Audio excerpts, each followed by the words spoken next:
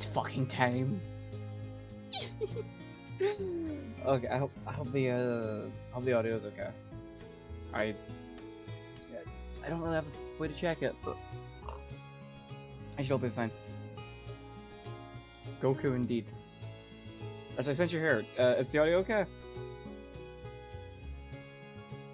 It was kind of quiet my last times I streamed this. Audio balancing is hard, especially when I can't actually hear what it sounds like. Okay, cool. Quality. It's finally fucking here! After... It's been like 3 months, I think? Let me check. When was my last stream archive?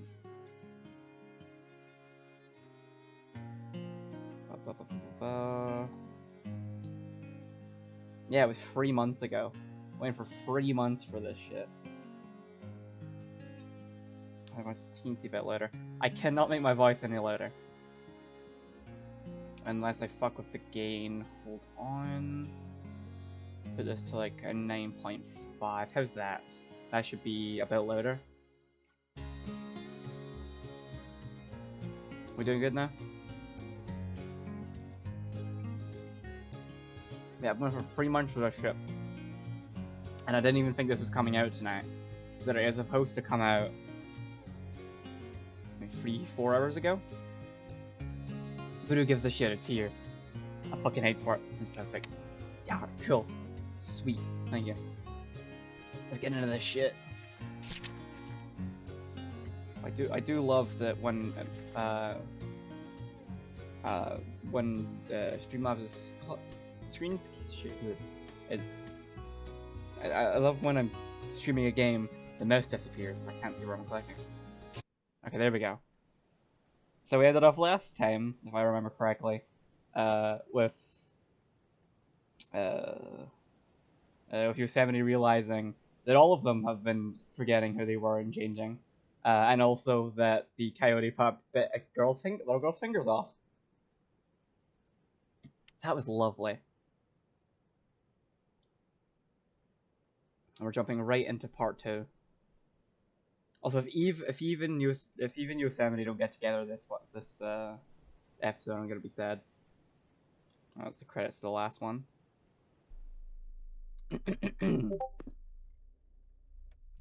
Fuck's sake, Discord. Shut the fuck up. Do not disturb. I kill the ignition.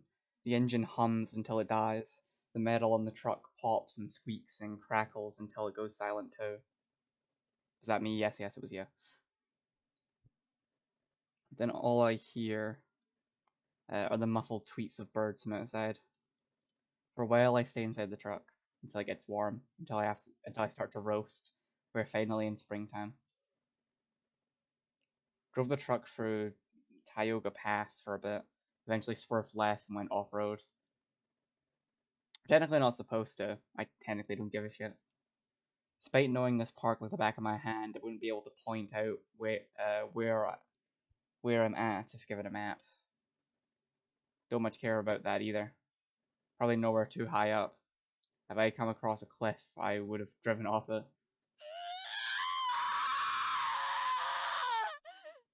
Sam. Saw my head in the steering wheel, holding it there as a long, never-ending echoes for the woods. A flock of birds scattering from their tree branches and escaping out of the sky. I left my head and busted against the wheel again. I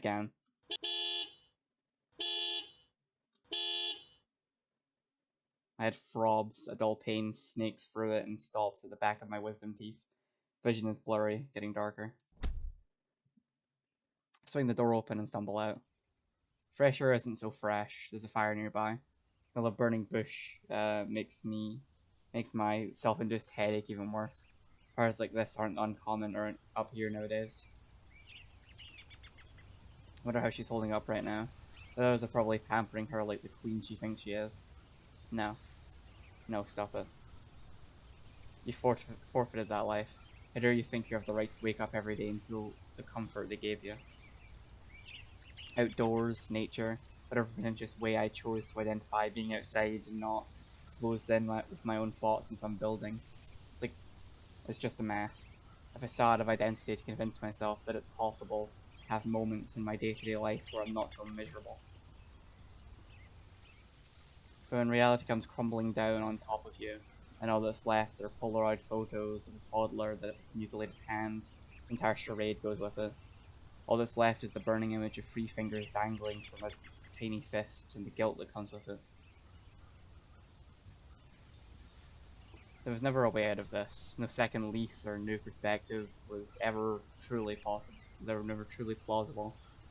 All that was ever there was the rebelling ego of a desperate woman shaking her fist at the boot of what exactly?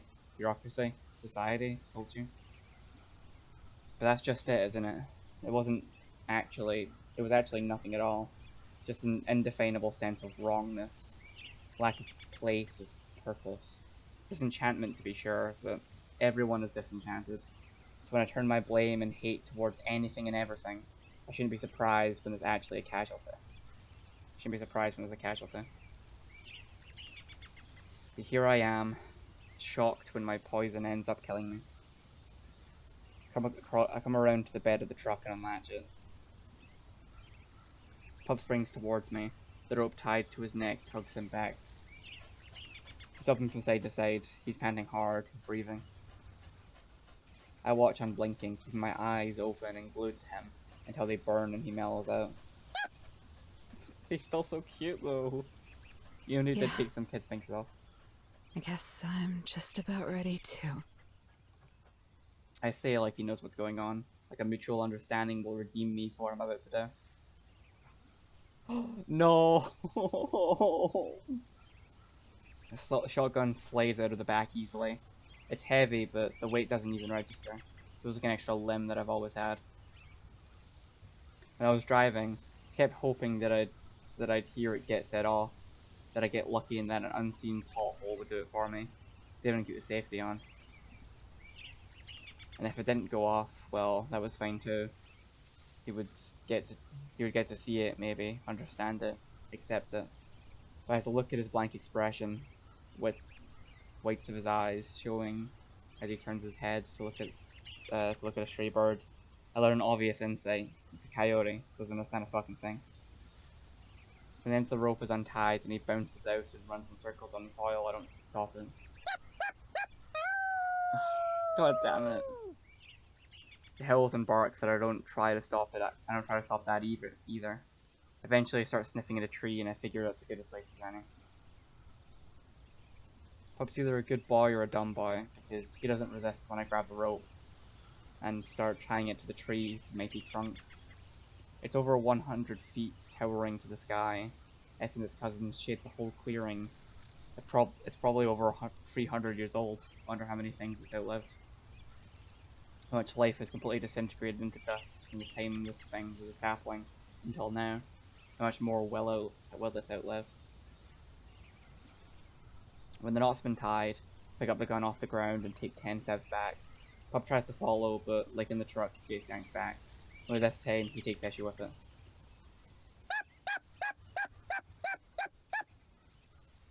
God, why now? Shut up! Shut up! It takes until the second time until I hate myself for saying it. And just look at me. Can't even show a dying animal some basic pity. Some ranger. I'm not going anywhere. And look at the pity I have for myself. I'll be lugging around this job complex until the bitter end, I guess.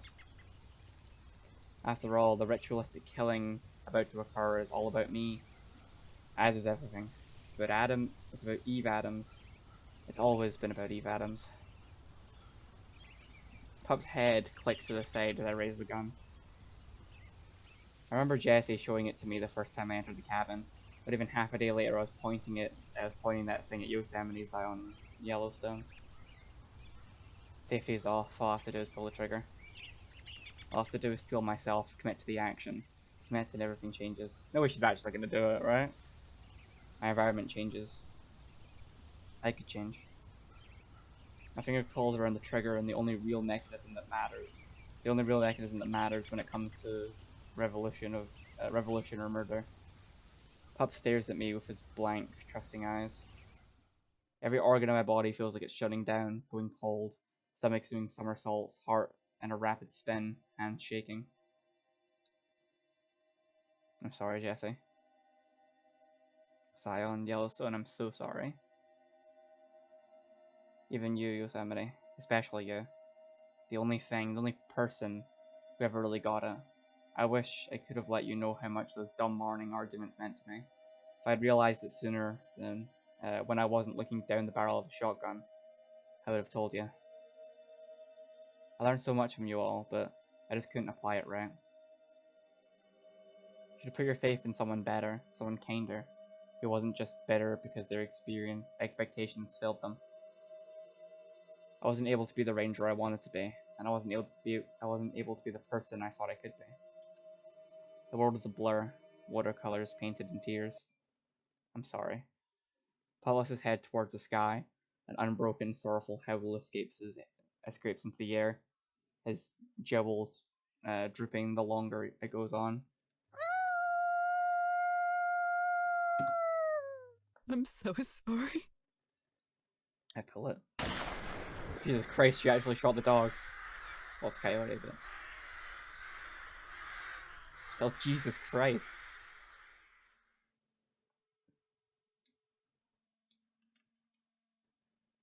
A month later, Jesus.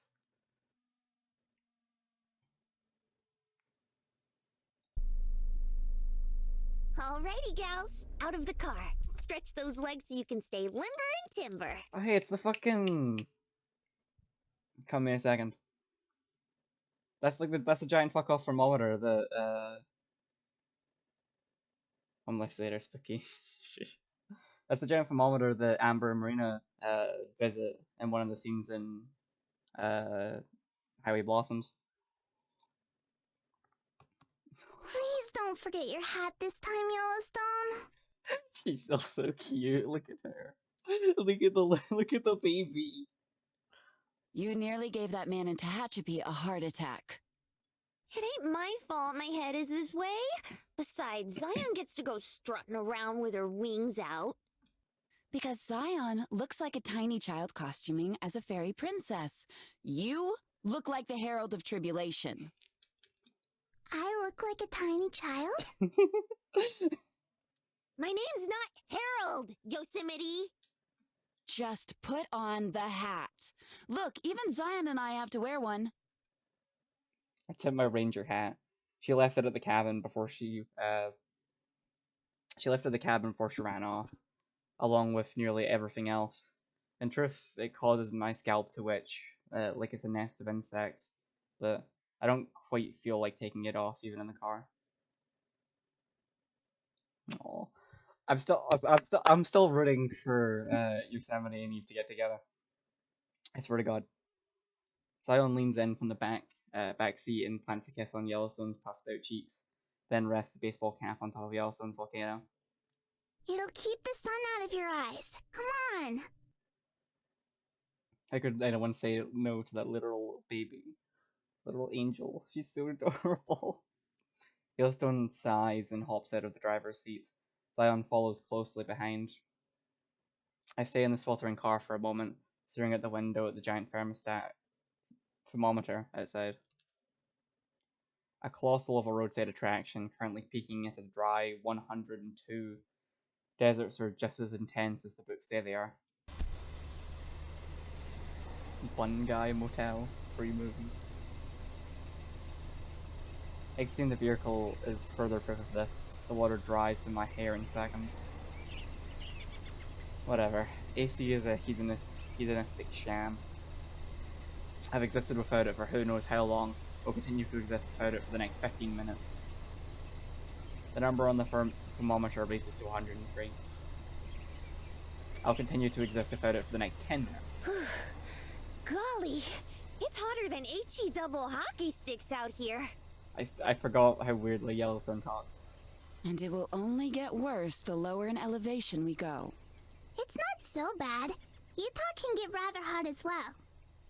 How much longer till we get there anyhow? I'm beat from all this driving. We would have been there by now if you hadn't choked and taken us onto the I-14 instead of the 15. How can Yellowstone even drive? Who gave this girl her license? So I zigged when I should have zagged. At least I actually know how to drive, Miss Start and Stop. I'm a defensive driver. What's the N on the shift stand for? And... Nah... She's getting there? She's getting there? Never mind. Uh-huh. Yeah, that's what I thought. I love them. I've missed this game so much. I know we're all cranky from the drive, but please, let's not fight. Remember who we're doing this for. Yellowstone and I go from glaring at each other to both of us shifting our gaze down to the film of dust layered on top of the parking lot. Zion always manages to find a way to be right, always. Sorry. I suppose I'm just getting impatient. A long silence as the three of us stand there, simmering in the sun. The only relief is the cool breeze from cars passing on the L-15. I'm sorry too, Yosemite. Yellowstone steps forward to hug me. I don't stop her. It's been hard. The last month has knocked us all on our high knees, but soon we're all gonna be together again, like before. No, they're gonna go find you. Not all of us. Or not. Zion sniffs. All the tears have dried up, but as we know all too well by now, there are some things we can never get back that won't ever get easier. You're right. Pull Zion into mine and Yellowstone's embrace, and the three of us huddle together in an awkward hug. But we can be grateful for what we still have. And what we're going to get back. Yosemite. Look at you. Get me all misty-eyed and junk. My heart. Yellowstone wipes away a tear from the corner of her eye. Water from her volcano begins to seep through her hat. Save it for later. We still have a ways to go. Right. Yellowstone and Zion start for the convenience store. Zion already fretting over whether or not they'll have fresh produce, as Yellowstone nearly walks into a light post while staring at the thermometer. I stay behind, staring across the street at the sign that designates the road will soon be going down. Gateway to Death Valley. Just you wait, Ranger. You won't get away from me a second time. Oh, they totally love each other. I'm coming for you, Eve. Yes, get your girl. Go get your girl.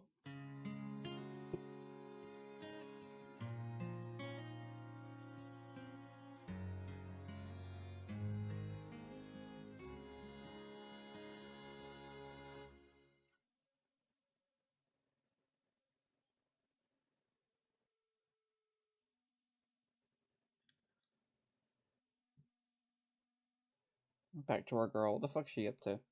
I have no control. No special wisdom into the hearts and minds of other people that occupy the same space as me.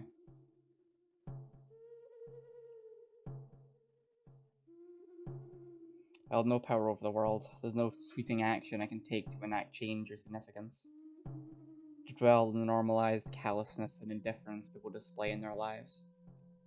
On the same very day, kissing their children goodnight is to dwell on some pretty intense contradictions. I could try to separate the two, focus on one aspect of the person over the other. Maybe they're wonderful. Maybe they're everything wrong with society today. But sooner or later, I'll drive myself to the brink of thinking about it.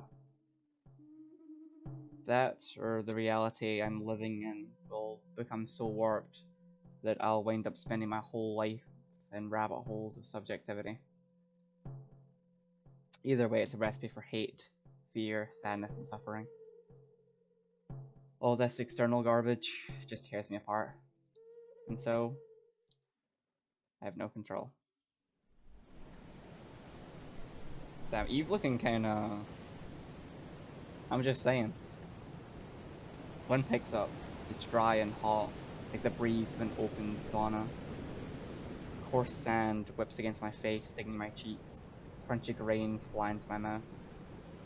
Sand. But I hate sand. Being coarse, rough, and getting everywhere. So you don't like sand either. Have my guts out, then sit up to fish my flask out of my pocket. Sand runs down the inside of my shirt and into all the cracks and crevices the human body has to offer. There's no getting away from it out here. Every day I can feel sand rub and mash against my skin. When I walk, all I can focus on are the rashes on my thighs. It sucks, but you get used to it. What's left of the tequila sloshes around in my flask, a departing gift from Ranger Smith that I had found stashed under the couch back in Yosemite. Probably only enough in here for one last swig.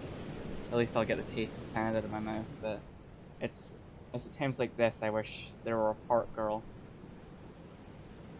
Wish I were a park girl. One that has the power to refill bottles just by looking at them. Something mundanely useful like that. Well, down the hatch it goes. It's like collecting dust on the bottom shelf of the store and being aged in plastic. It doesn't burn going down quite as much as it used to. See, I figured out this trick. Breathe in before shooting it back, then sigh after swallowing. It's like magic. I hiccup. My gave scented breath smacks me in the face. I haven't brought a toothbrush or mouthwash since I got out here, so hopefully this will kill any bacteria that crawled up out of my mouth. Now that this is gone, all I have left is what? Half a handle of evergreen, hardly enough for a nightcap. Guess I'll have to hit up the general store tomorrow. Hopefully she doesn't bellyache too much about having to take me. Hey, dumbass! You trying to follow through on that death wish of yours? Head throbs as her far-off yell still manages to crack through my skull. Speaking of the she-devil. Yeah! And I like to enjoy the process without your screeching, if you don't mind! She fires off her gun from between the plywood boards covering the shack windows. Feel the sharp breeze as the bullet whizzes past me. Christ, girl. Great aim! Bet you're real proud of that one! Wasn't aiming for you this time. Now move your ass, pendeja! Uh-oh. Gave one of those nights, huh? I look towards the horizon, beneath the hazy sunset. Collection of round, misshapen silhouettes hop and roll over the hill. Ah, crap, not again. This is the fourth wave today. Where did these things even come from? Oh, is that not the fucking... Hold on. Googling time.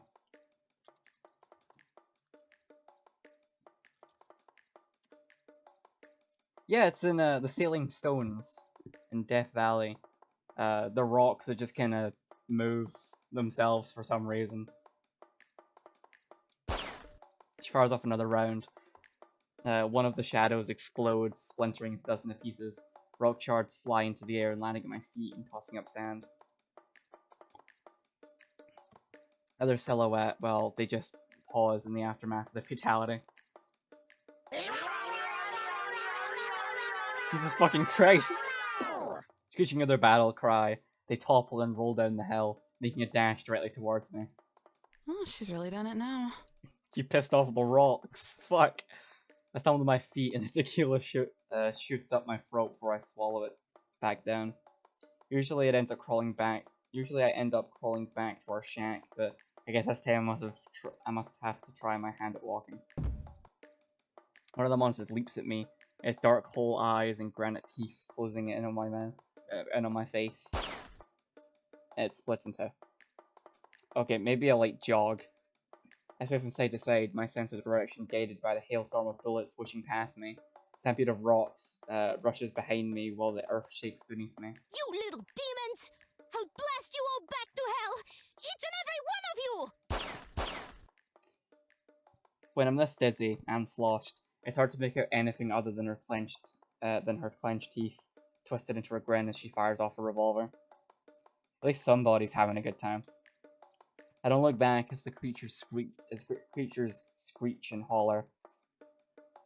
Whenever it feels like one is gaining on me, a bullet flies by, followed by a withering death yell. Oh, poor little guy. It's a familiar chirp. It's similar to the animalistic yodeling from the things rushing towards the shack, except dopier and slower. She told me that before I got here, one of them planted themselves in front of the shack and never left. Its half-lidded eyes follow me as I stagger by. Try to hold down the fort, wino! A black and purple blur kicks open the door and bolts past me. Her coat floats behind her as she sprints away from the cabin and shoots the birds shoots me the bird before shooting more of the rocks.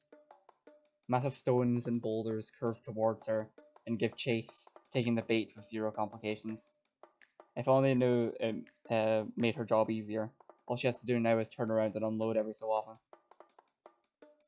For as many of them as there are, they can't seem to put their heads together long enough to create a single brain cell.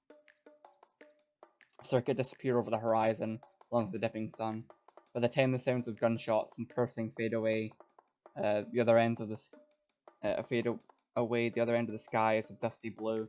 I kneel, but mostly trip down onto one knee and inspect the boarded up window. I'm stroked tonight. It is pretty late, to be fair.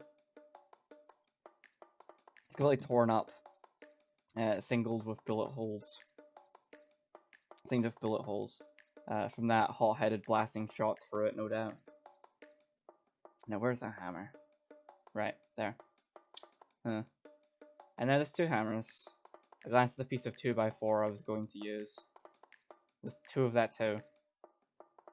Now they're spinning, that's fun. Spinning that only exists to signal me that I am, in fact, nauseous. Finally, where I want to be. Pretty rad. Great excuse for not giving a shit. She can screech at me for not fixing it later. Crawl in my corner and flop onto the sleeping bag. It's thin and I can feel the texture of the concrete, so it's not much of a comfort. Put my face off of the bag and stare at the diorama display of the few possessions I still own. A stack of notebooks that I haven't touched since arriving. A tiny animal skull on top of it. Just some rodents and birds. I put a special request in.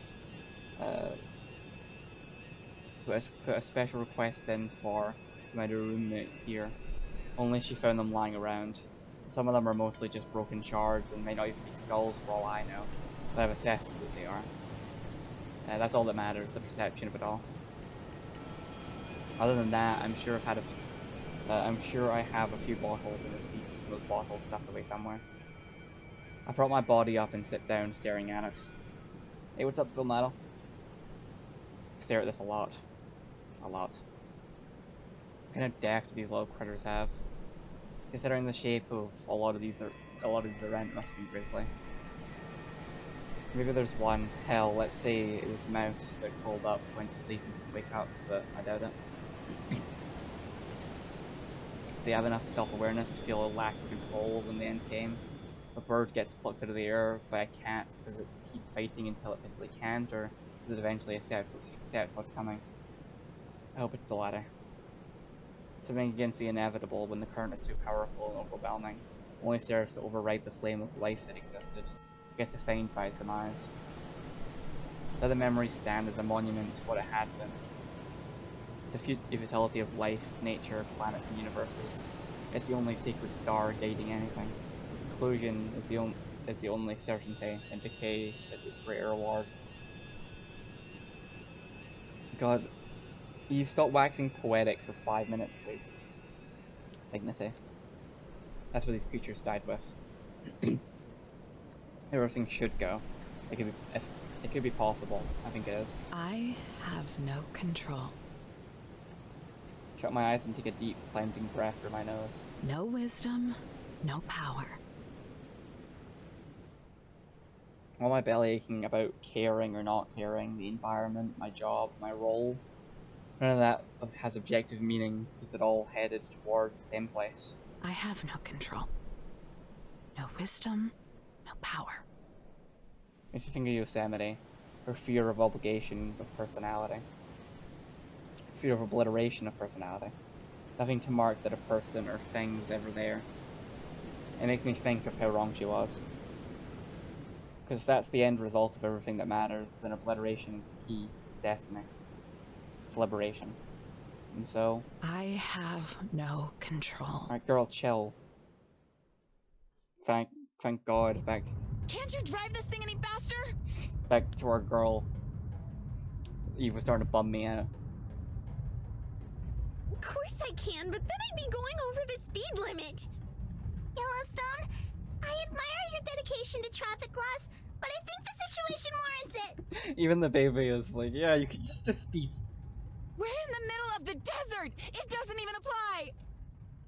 But I don't want to be irresponsible. If I am, you'll go and yell at me again.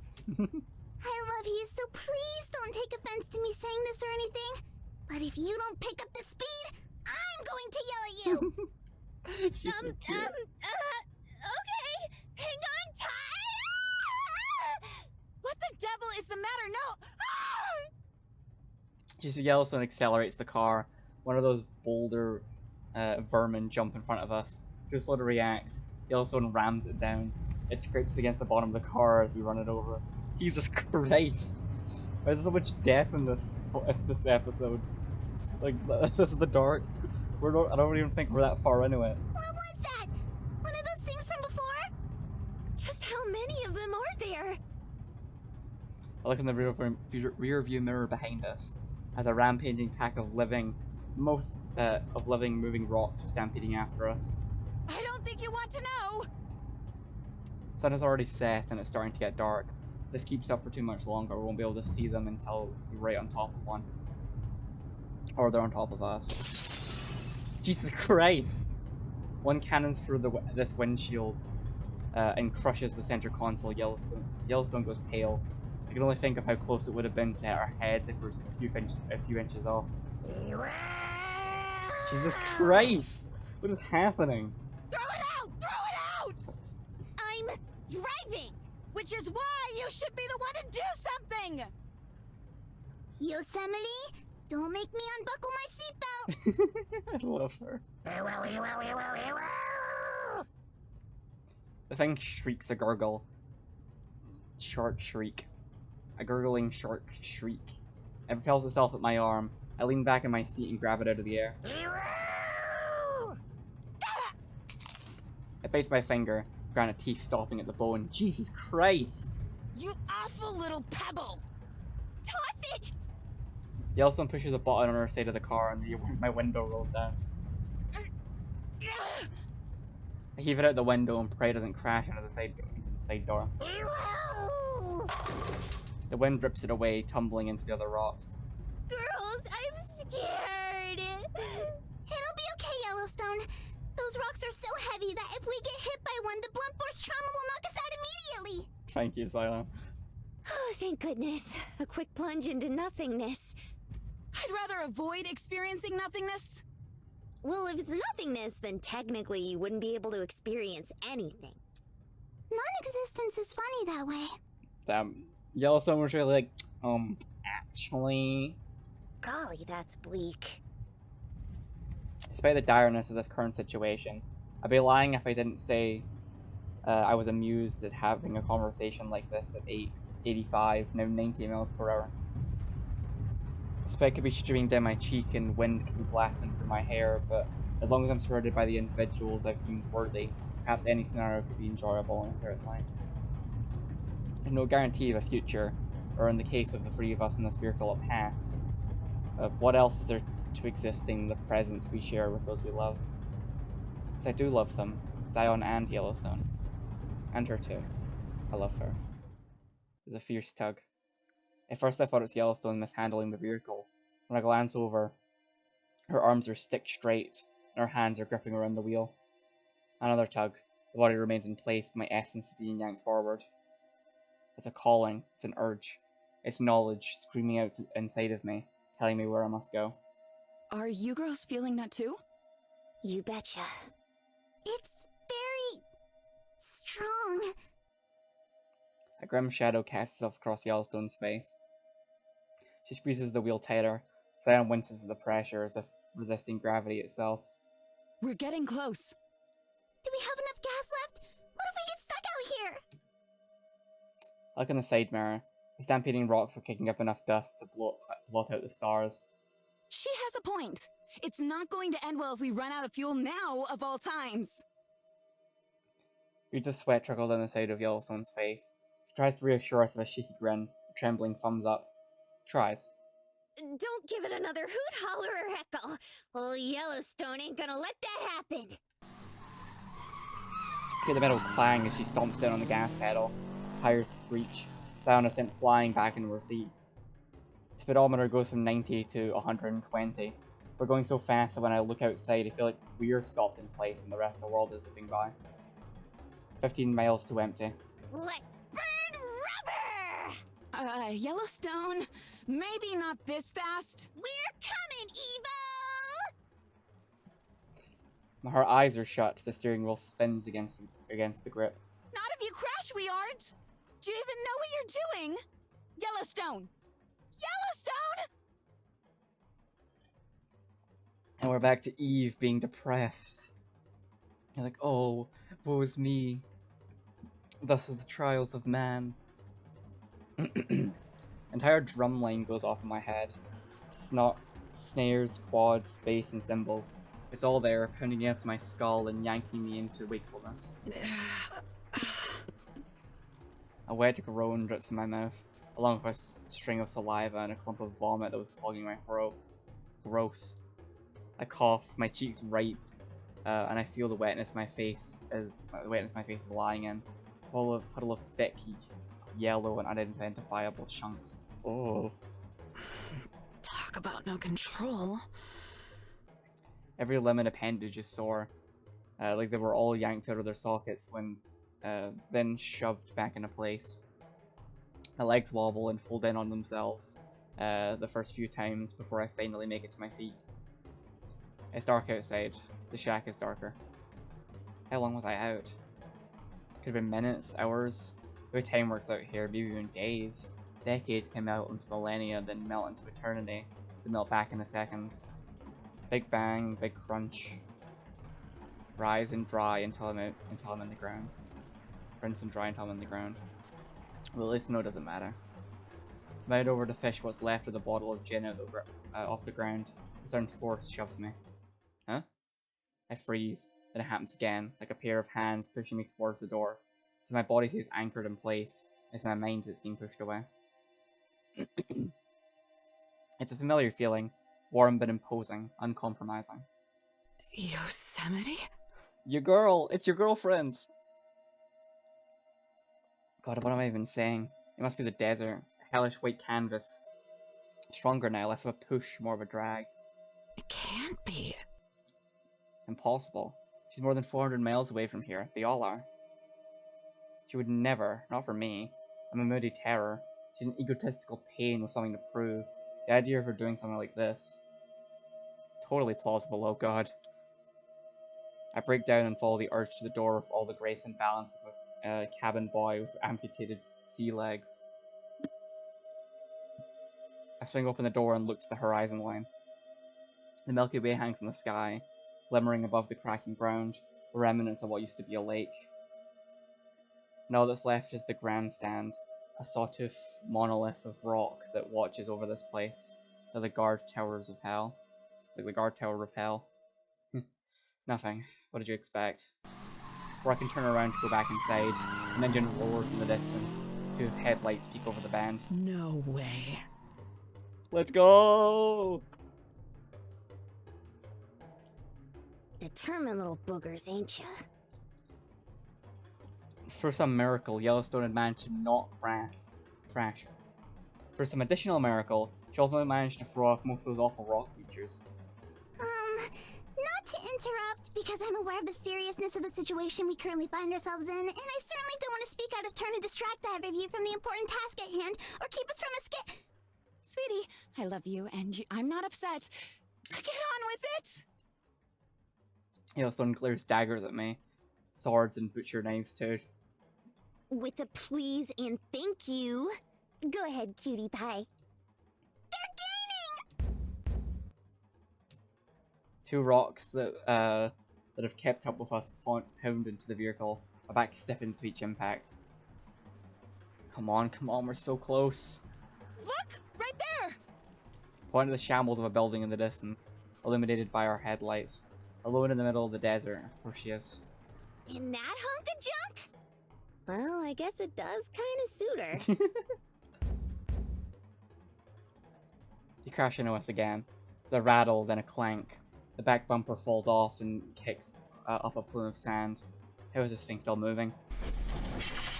For a wheezing cough, the engine sputters. Yellowstone and I exchange a look of terror as the speedometer drops and the vehicle slows to an unceremonious stop. Nuh-uh. Nope. Not good. Ladies, it was a pleasure. Goodbye. You can step in any time, Death Valley. Like insects, the creatures chatter as they propel themselves at us. Okay, out of the car. What? You can't get our chain or something? It's either in here or out there. Take your pick. But I'm not giving up until I give her a piece of my mind. I swing the door open, slamming it into one of the rocks. It tumbles back. I, for one, welcome Oblivion. Zion, why? Zion opens her door. It smacks the other rock and sends it flying several feet. If any luck, let's keep these chunks of earth, chunks of Earth's discard busy for a few moments. Yellowstone groans and tepidly steps out and careful to skirt around the sun rock. Yeesh, talk about agitating the gravel. These things sure are giving us a run for our money. She looks down at the rock's dizzy face and smiles. They're sort of cute, though.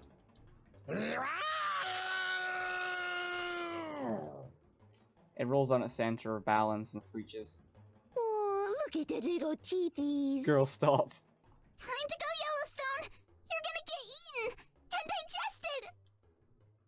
Zion zips on by and nabs Yellowstone's wrist. But, they have the neato cute things. Will you just run? Speed of Zion's wings, Zion's flying gives Yellowstone no choice but to sprint. Once I'm sure they've gotten a move on, I break into a jog. Throw my arms back and forth, take medium-sized steps and make sure to land on the soles of my feet, just like all the books said. Zion and Yellowstone catch up to me in under 5 seconds. How's it hanging, Slowcimity? Precious, polite, perfect Zion giggles, heading it in a delicate hand. Please do try and keep up, Slowcimity. I love them. They're so cute. Even you. They pass me. I can let this happen. I am triumph. I am nature.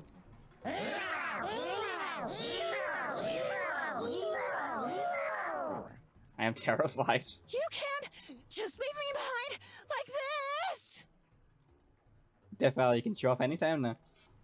Everything I read about running gets shot straight into my mind discard pile. My steps are now bouncing strides, my arms dangling at my side like a scarecrow. I follow giant scoops of air, saliva sticking to my lips. When I catch up, I'm sweating from my clothes. I'm so thankful I didn't wear my jacket to this wretched place. Exercise is stupid. Running is stupid. I despise this. She's right there. Exercise, kinda cringe. Move those muscles, you Poindexter. We're in the home stretch. Oh god damn it, did my stream fuck up? Oh god damn it. Disconnected 6 minutes ago. Give me a hot second to go assess the damage. Hopefully I didn't miss too much. Too much.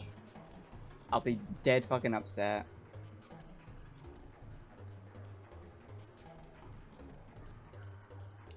We should be fine. Let's continue. I can edit it all together later. For the enthusiasm of a personal trainer, Yellowstone cheers me on for applause. Though considering the smug grin on her face, I get the impression she finds my predicament more entertaining than anything. Is this amusing to you? Man, you've got no idea. You should know by now that whatever you put into the world always comes back to you.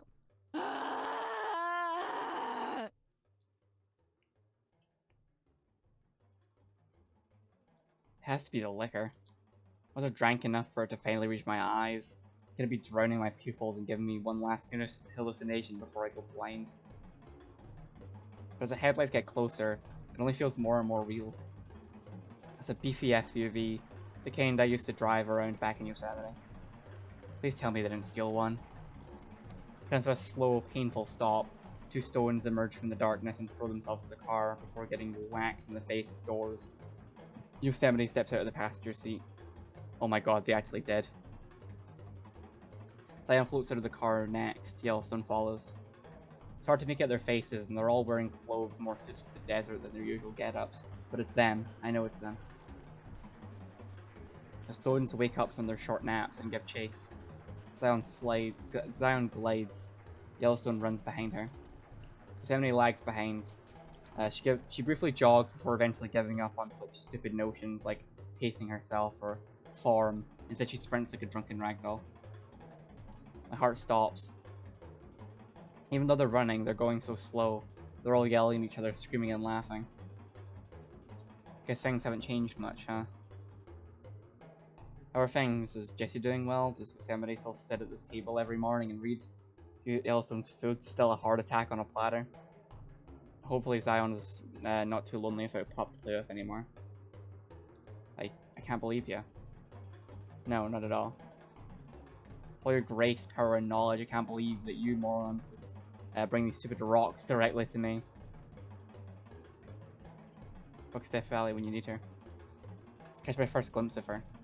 Standing outside a tumble down shack that looks like it could collapse on her if she so much as breathed wrong. Jaw loose, mouth open as she gawks at us, as if she's seeing us for the first time. Come to think of it, it was at night when we first met. Yes, I remember it well. She tried to shoot me, twice. But more than the attempted bullet to the skull, what I remember most about that night is how sad she looked, hanging in a corner on the verge of tears.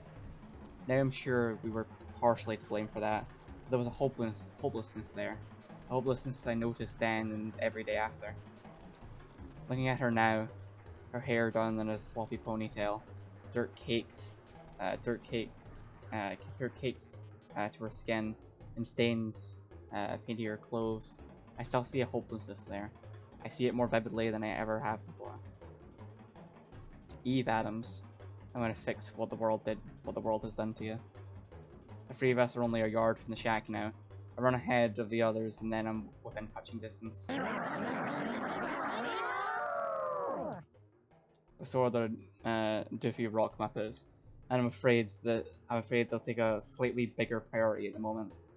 There's even one sitting not too far from the shack, just staring at us. Is it sleeping? Dead? Does it even matter, as long as it's not chasing us? Don't just stand there, do something! Eve wakes up from whatever walking coma she's in and stumbles into action. What on earth happened to her coordination? Ah, crap. All right, hurry up and get inside. Yellowstone and Zion are the first to go in. Howdy-o, Evo! Hello, Miss Eve. Shut the door, shut the door, shut the door! She slammed it just in time for me to slip through. Rocks pounded the door, plowing hard enough for chunks of wood to come off of each impact. Wood, hammer, nails. In that order. Stat! Similar to how an ant can carry 10 times its weight, Zion drags over a stiff board of plywood from the other side of the room. Yellowstone, always one to be prepared, digs a hammer and nails out of her head. Why did she have that? Eve stares at Yellowstone open hand just for a second too long, and I take it instead. It's where you think she'd be used to it at this point. Rocks continue to throw themselves to the door, splintering it into pieces. Eve takes the wood and presses it against the door. Yosemite! On it! Rocks are heavy and their damage is significant, but Eve's strong enough to resist the force as I hammer the wood into place. Hello? One of the monsters screeches as it realizes brute force alone isn't going to do the trick this time. Need rest now. Eve and I collapse and slide against the door side to side. Our breath, heavy and tattered, heaves in and out unison. We're close enough for me to feel like clammy skin against mine. Feel her clammy skin against mine, which is fine. I'm just as sweaty. Even at night, it appears as if the desert heat just doesn't let up. Idiot. The word can hardly squeeze it out of my dry throat. Hold up, what did you just say? What did you say I was? What? Me? I You're the idiot! How dare she steal my words? I've been planning on calling her an idiot the moment I saw her since we left the park. This is theft. Explain to me how I'm the idiot in this situation. You brought those things straight to my shelter! Straight to me! A shelter? Honey, I hate to break it to you, but this structure is barely standing. It may as well be your tomb. Furthermore, I wasn't even aware that these things existed until half an hour ago. My conscience is clear. It's so clean. It sparkles, glimmers. They're already at it. I love these two. You are so full of it! Even if you didn't know, I would have thought that the personification of a national park was aware of the fact that, imagine this, the wilderness could be dangerous! And I would have thought that an angsting, bureaucratic goon so tied up in paperwork and her own indulgent journaling would have been self-absorbed enough to at least write a note or a letter for those she was leaving behind. I mean, for there to be more bait, more venom, but even halfway through my voice breaks apart, and words lose any power they may have contained. I don't try to fight the tears. You just left when I needed you. She opens her mouth to speak, but nothing comes out. Her expression is loose and her eyes are unfocused and glossy. Is this version of her equipped to process this? Not even a catch you later, alligator. You just up and poofed. I wanted to talk, about Pup. Brave little Zion. She and that furball were stuck together like glue. The loss has been completely overshadowed by the rest of our drama. Yet, she's cutting straight to the core of her pain. No phony, half-hearted arguments here. Maybe it's Zion's earnestness, the willingness to be honest, that finally connects. Perhaps it's just the mention of the coyote. Whatever it is enough to break through Eve's fog. Don't talk to me about that. I already know it was my fault. You're right. It was. You were careless. You thought you were special enough to disregard common sense. People ended up hurt because of what you did. And you killed my friend because of it. Christ. Zion steps forward. Her tiny body looms over both of us. The dim lighting of the room shines against her back, casting a large shadow over Eve. So I want you to make up for it. Zion smiles. The shadow seems less stark. She extends both hands, one to me and one to Eve. And come home. Grab hold of her and lift myself up with no hesitation. Yeah, it's been a total downer without ya. I recollect myself with a single sniff. I expect you to make the right choice. Eve only stares. First at Zion's hand, then at Zion herself. She brushes her hand away. Thanks for coming to see me. She slumps over one knee and balances herself out by climbing to her other foot. Watching her try to stand is embarrassing. I'm not much for the gushy stuff, but... She drifts over to the three of us and swings her arms around me and Yellowstone. A shiver settles down my spine, and her fingertips touch my skin. Zion floats up to Yellowstone's shoulder to get in on the rare moment of affection. I really have missed you guys. No. Her voice shakes when she says it. So she really means it, huh? She always tried to hide her feelings, although she was never any good at it. Her being open like this is a victory. I relish it for now. I lay my head against hers, my eyes watering. Not because of any swelling of emotion. Oh no, wouldn't that be nice? But because I'm pressed against her. Becomes excruciatingly obvious to me. P.U., Eve, you reek! What's the last time you showered, girl? Zion pinches her nose. I apologize, Miss Eve, but it's true. You're quite stinky. I'm going to gag. You're a bunch of drama queens. She lifts her collar and smells inside of it. See? Don't smell a thing. Of course you don't. You live in this filth. What are we going to do? Any ideas, Evo? Die, I guess.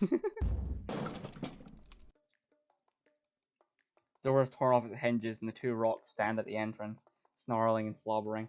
The four of us huddle together in the darkness of the room. I shield Zion and Yellowstone. They'll have to tear through me first. Any moment now, Death Valley, you know. Launch themselves through the air. I shut my eyes tight. There she is. 2 shots ring out. There's a kerplunk. The 2 rocks hit the ground. I open my eyes. His woven split open vertically, now lifeless on the dirt. Took you long enough? How about you show a little gratitude? I could have let them bludgeon you to death. I've seen it happen. Her boots walk over the collapsed door, spurs jingling with every stomp. Should have told me you were gonna have company, Freckles. Could have boarded the place up all nice and good. Could have hunkered down and get to know each other a little. The works. It was a surprise to me, too. Didn't know they were coming until I felt it. Uh-huh. She says it matter-of-factly, as if knowing the reason before Eve even needed to give it. Eve even needed to give it. In words, she chews on something in the corner of her mouth. It can't be tobacco, because whatever it is this barbarian is gnawing on, I can hear it crunching between her teeth. Hot damn. Damn, she kinda cute though. With a flourish, she reloads her gun, still smoking from the firefight. She spits into the 6 pebbles. She spits into the 6 pebbles into the holes of her chamber. As I tangling across my entire being the very moment I set eyes on this woman, her platinum hair twirls with bouncing drills. A brooding cowboy hat and cloak just reinforce what I instinctively know. She's not made of the same stuff as Eve. Her entire essence, every speck of stardust in her atoms, were unconsciously manufactured into her. She's like me. Gunslinger. Rootin' tootin'. Yellowstone and Zion step aside and gawk at the woman as the woman walks closer. Eve, would you care to explain to me who this is? Who am I? She holsters her gun and sets in close enough for the brim of her stupidly large hat to graze my forehead. I'm the demigod of this park, Cupcake. Now who the hell are you? Damn, she is cute. Fuck. Oh, I hate her. But she did save us. And if she is who I think she is, then knowing her is important. Knowing her is something I need. I press a stiffened hand for her to shake. You mean spirit, not demigod. Death Valley, I presume. It's exciting to meet you. I'm Yosa. I know who you are. Other than grateful. She lets my hand and squats down to Zion's level. I could feel it the second you entered my land. You too, Shrimpy. Bite her, Zion, bite her. But alas, Zion bashfully glances away and flutters her wings. Something she's always done when nervous. As far back as I can remember, and probably before. Hello. Howdy, cowboy. What about me? Yellowstone pokes her on the back, and waits like a patient fan in a line for an autograph. Wow! Death Valley tumbles onto her backside in shock and gazes up at Yellowstone. Jesus Maria, Jose y Mateo y Marcos y Lucas y Juan. We get it! What the hell is that? She points to Yellowstone's volcano. Her hat must have fallen off in the scuffle. Yellowstone blinks, an innocent reaction to an overstated sentiment. Then the realization sets in. The grief of knowing her newfound hero is repulsed by her entire existence. Rude? I know it ain't normal, but you don't gotta be a jerkwad about it. Cece, that's great. But what is it? It's a geyser volcano head, duh. Sam rushes over to comfort her sobbing friend. Eve glares at me with quiet spite. She tries to glance away and hide it, but I can feel it searing into me. Oh, get that look off your face. We'll talk about it later. No, we won't. There's nothing to talk about. We'll see about that. Death Valley watches in experimental terror as the geyser umbrellas over Yellowstone's head. You keep weird company. No kidding.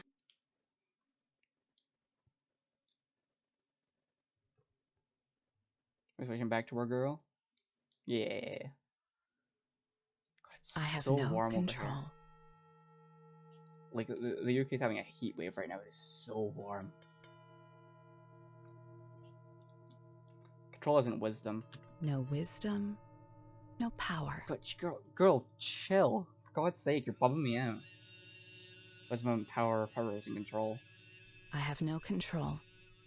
Okay, no I get wisdom, no power. I have no control. it. Girl, I get no it. wisdom, no power. I have no control. No wisdom, no power. I have no control. No wisdom, no power. These things feed into each other in delusion. True delusion. It's spending years trying to chase them, only to lie to yourself and believe that you aren't. Because you have the superpower to acknowledge their inherent harm. But I still had authority, goofy hat, shiny badge. Desire to assert myself as the arbiter of moral land management and recreation, as if there's a proper way to exist in nature, a proper way to feel about it. Ah, the arrogance of it all. Quite telling, don't you think, Miss Ranger? I opened my eyes. The corpse of the raven is still laying on the rolled-out cloth alongside its other deceased friends, looking a little mushier than it did yesterday. He's decaying, but I give him a voice anyway. Former. Goes through at the end of the week. And when it does, Miss Ranger will be just like you, Mr. Raven. Dead. Deceased. Rotting. Fighting off the dance of Rigor and his mistress, Mortis. Terrific way to hop around the question, Ranger ma'am. Obfuscation is the sincerest form of cowardice, after all. Tippity-toppity, hippity-hoppity. Girl has fucking lost it. Ha! Here, here! Ha! Cottontail, whose tail and back feet were missing when I got her, said it is time for her to chime in too. I give her a sigh, a high, squeaky voice. That's what she sounded like. That's what she sounds like. Miss Raven, Mr. Raven, that brown-nosing scavenger, decided he needs to agree. What else do you want me to do? This place not good enough for you? Should I go sit at the bottom of the ocean? Is that what penance looks like? The aesthetics of penance. Definitely, maybe, perhaps I'm just an insecure and chronically unsatisfied mousy lad. Speak, speak. Also, now the rat decides to stop. Ha! Here, here! Ha! She's gone. Tippity hoppity, toppity hippity. Your insights are unmistakable, mousy lad. Will you all just shut up? You're not telling me anything special. This is not the guidance I come to this council for. I mean, a wise man once said, I don't know how wise he was. It was some actor. But he did once say to me that it's natural. Everyone talks to themselves. It's only when you start answering yourself that you should be concerned. And I think this is a little past that point of concern. Something bolts out of the sun. If any luck, it's another asteroid. I look up only to be disappointed by Death Valley's flat judgment. What the hell is wrong with you? See, she's asking the real questions. A dead Chuckwalla lizard dangles from her hand by the tail. She's like a metal detector, except for dead things. Must be one of her weird part girl things. Got my hands together and lift them up. She sighs and drops the lizard on top of the other corpses I've lined up. Great, now they're all crooked. You did that on purpose. She kicks over the nearly empty bottle of Everclear. I've been sitting next to me. Gin starts to trickle out, but I pick it up before I lose any more. Was planning on going into town anyway. Don't get grumpy when it's time. Got manners or what? You shouldn't be so flippantly flappable about expecting favors from an honest-to-me demigod. Does that mean yes? It means I'm the protector of this realm, and I'll toss you a bone whenever I damn well please. You even know how much junk I gotta... Ay, Dios. Gotta be kidding me. She drops and draws her gun. Her ears ring as she fires 3 shots at the hill. A stone crumbles into dust. Yes, my culo, hellspawn! Anyway, I forgot what wisdom I was delivering a couple seconds ago. But I'm sure it was valuable. She's just like me for real. The moment you could be in the middle of talking about anything, the moment I get distracted by something else, I immediately forget what I was talking about. Was worth its weight in lead. She bonks him on the head with her revolver. Not hard, but the metal makes sure a bump will be there later. Ay, why'd I even bother saving your ass if all you could do is mouth off? Can't you do something more interesting? Like die? Claro, it'd be something. You should go out in a blaze of glory, though. More interesting way to reach Valhalla than boozing. You're a real pal. Don't mention it. Death Valley squats down. Her cloak drags on the ground as she wraps an arm around me. Might want to say buenos dias to your besties over there, though. Been gawking at you for the last 20 minutes. Dude, they're still here. I assume this was a flashback. They're still sitting here. We just witnessed that. These extra fun out behind us. Yellowstone and Zion are poking their heads out of the shack, either failing to be snarky or wanting to get caught. If they want to talk, they'll come. Hey, I get it. Initiative's hard. With all the suaveness that I'm sure she believes she has, Death Valley fires off finger guns at Yellowstone and Zion. Just tell the amateurs to stay out of trouble. I got a weird feeling about today. She exchanges her gun for a pair of binoculars from the inside her cloak, staring into them as she walks in the direction of the hell. Does she even know where she's going? Keep those ojos peeled. She reminds me of the kind of cranks dad used to bring around, always in camo and preparing for the end times. They owned lots of equipment, but I'm not sure I ever saw any of them use it. With enough bluster, anyone can be an action hero, I guess. If she's far enough away from me not to worry about being judged, I shoot in at my dead bodies and set Lizzie the Chukawala lizard down at the very end.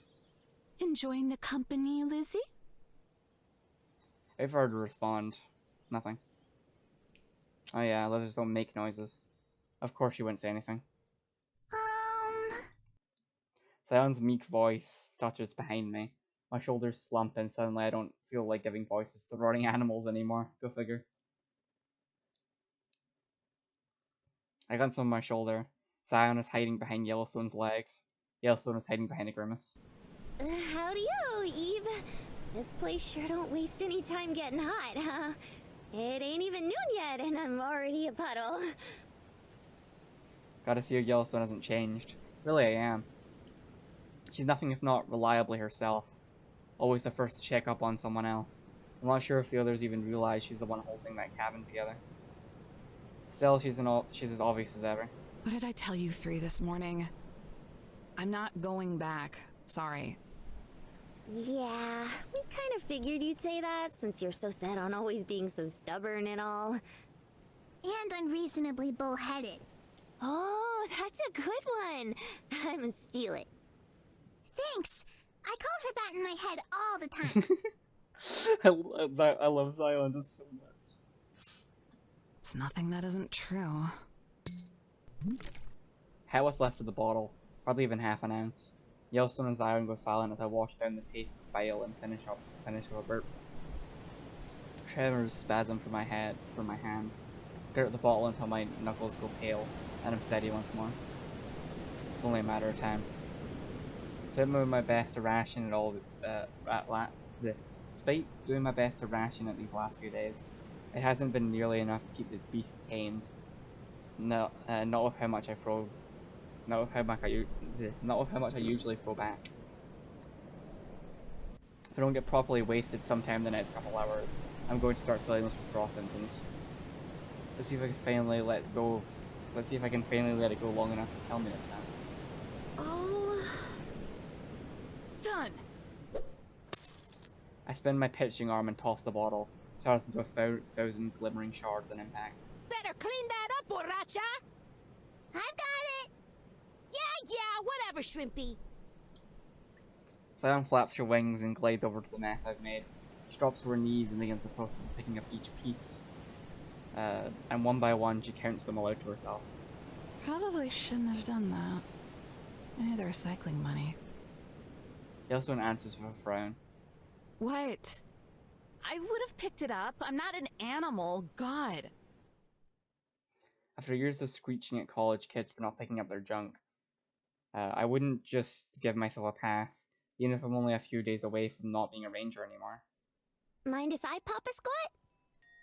I don't mind anything. Too much stress for the inevitable result. Oh, I can dig it. As they say, too much thinking is a thunk too much. What? What does it even mean? It's the first turning of the wheel. Chunker's there next to me. Rests for a moment, then scoots in closer to me. Her hands are wrapped around her knees, locked in chain. Faye being surrounded on all sides by brown, sloping hills, and jagged mountains. Sitting here is like sitting in emptiness. The ground is weathered and white, mud dried out by the sun until cracks form, splintering everything into a polygon-shaped checkerboard.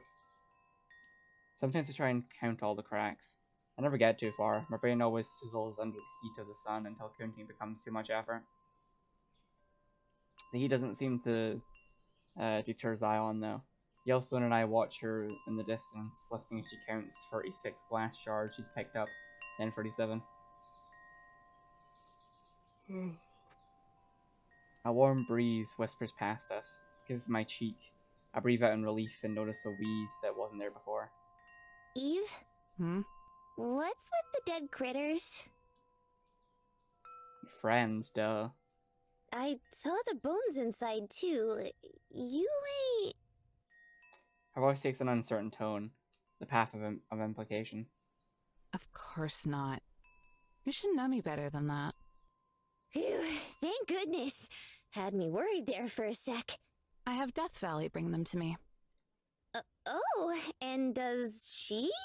Nah, they're already dead when she finds them. And do you think they just look neato or what? Neato, huh? I guess they do look neat, all stiff and empty. That's not the reason, not entirely. I wonder. Come on, Eve. You can blab to me about it. Concern lurks under the peppy smell she tries to force. I guess I can tell her, it's just Yellowstone. It's because dead things have power. Eve, I'm begging you, please stop. You're bumming me out. Huh? You're being incredibly pretentious right now. Keeps smiling like she's expecting me to follow up with a punchline. I mean, you're not even human, so you probably feel it more than us. Hell, maybe you girls can even see it, I don't know. It's energy. No doubt about it. It just radiates off it, you know? Yellowstone's smile begins to droop, maybe because she gets it too. She knows I know. She knows that I know that she knows what she knows. What we should all know. Diana's still counting the pieces of glass. 64, 65, 66. I make sure to quiet my voice for the next part. I first noticed it when I had to put Pup down. For a while, I just sort of looked at him. And I realized I had never felt anything so conclusive up until that point. In a way, it was like seeing liberation was possible. So, when I came here, I started looking for that feeling again. It feels the strongest when they're bones. So that's why I keep these guys out in the sun. After a while, it's easy to peel them. For the skeleton. Christ, girl.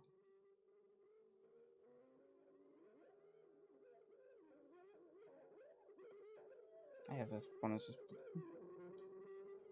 I guess this voice on is fucked. I don't have any control over most of the terrible things that happen. To me, to others, to the land. No power to change it, but I can bring on that feeling of conclusion, because it's inevitable. In a way, that's power. So maybe I can absorb some of it for myself. Then I won't just bring about conclusion.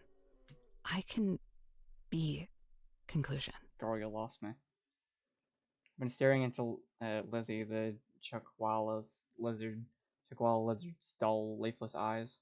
I'm not sure if it was staring at her beautiful leather skin, or it was just getting all of this off my chest, but I'm smelling. Yellowstone is not smelling. For no shit.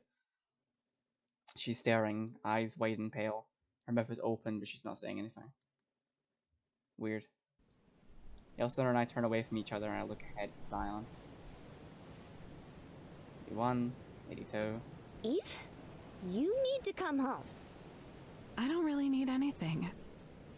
No, you do. And it ain't here. I know it ain't.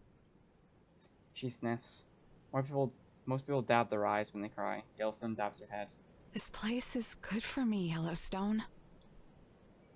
I smile. It's not something I can usually do consciously, but I've been trying to force myself more, and I think she needs it. I can rest here. 93, 94. All done. Zion finishes picking up all the pieces, waves at us. It ain't rest you're looking for, and you know it. Smoke starts to pilfer out of her volcano. I feel bad for getting her all worked up, but everything I've said is true. As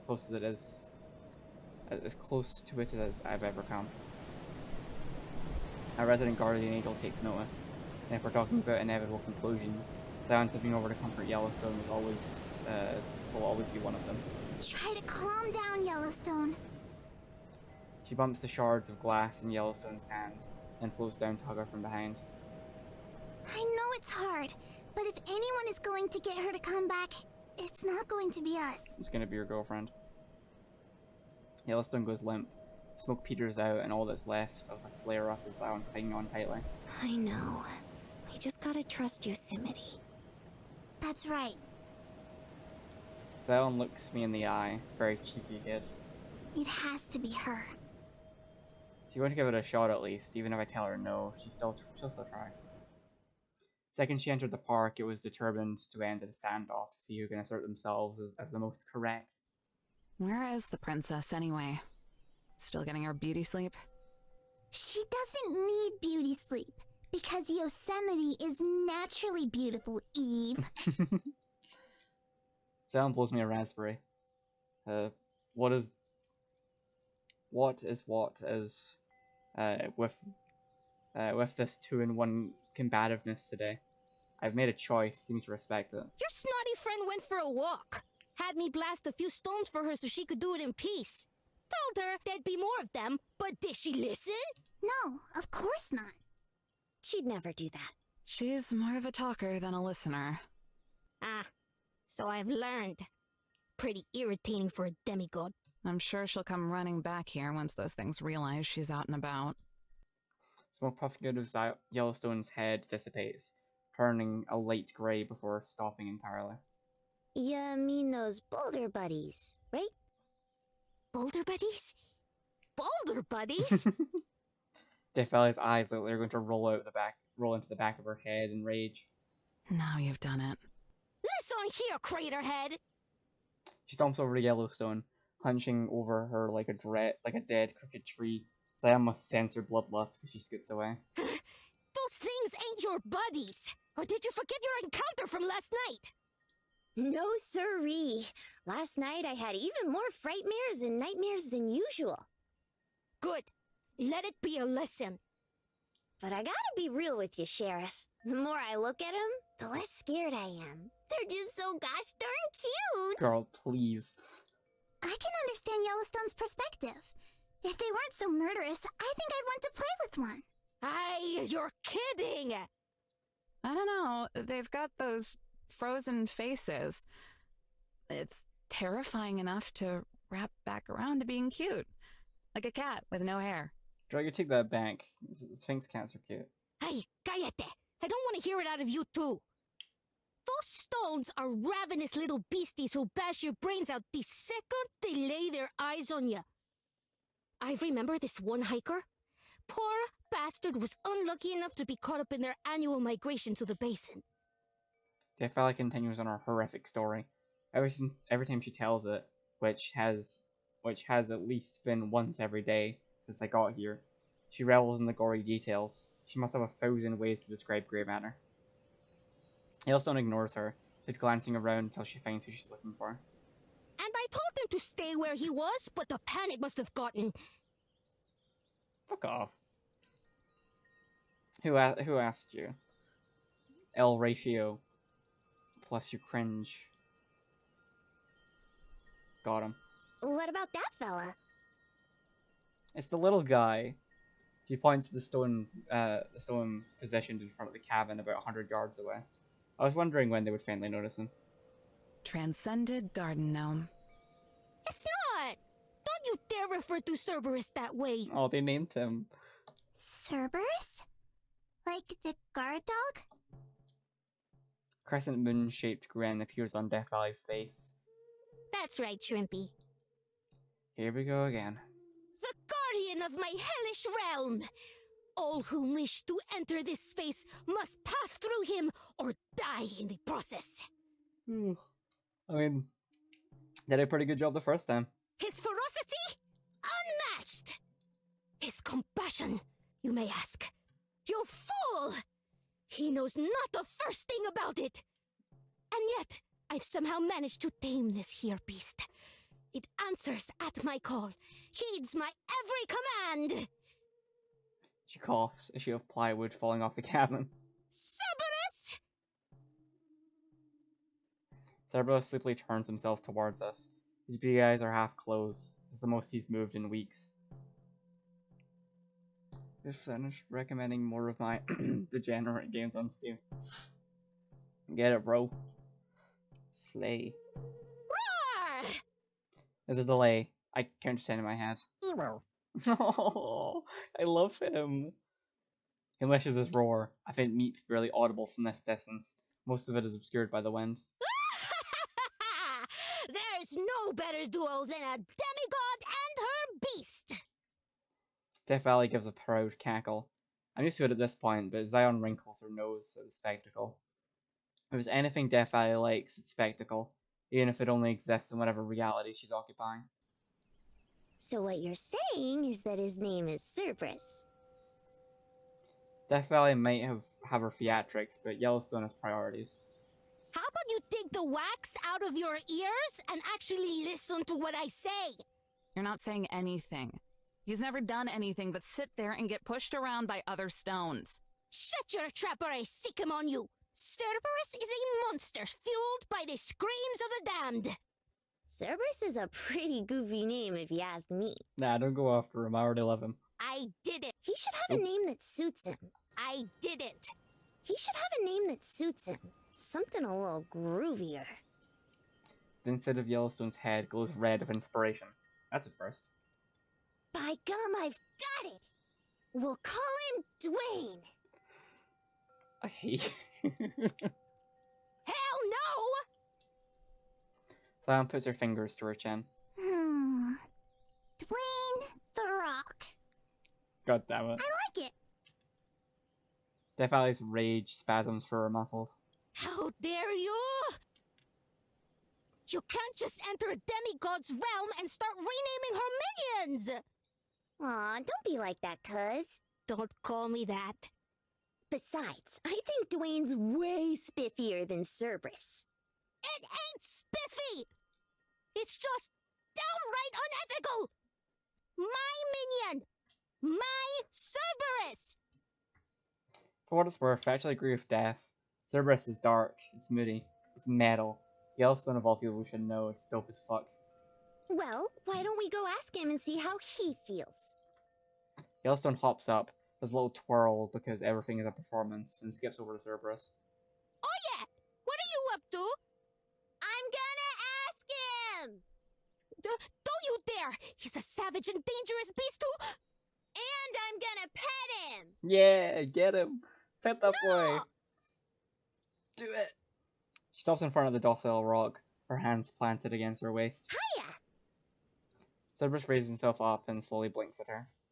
Name's Yellowstone. I'm like your prickly pal over there, but you probably already knew that, huh? Don't let that freak patronize you, Cerberus! Death yells across the empty clearing of desert.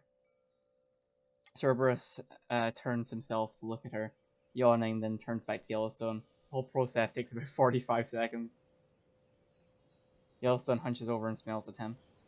She keeps calling you that, but you don't seem like a Cerberus to me. I'm very sure Death just choked on her spit. Oh, He responded! Right? It don't suit you one bit. You're a lover, not a fighter. Like me. Except when I'm steamed. Her voice darkens. When I'm angry, I destroy. She pats him on the head. I think it's his head. Say, you're a pretty good listener. Aww.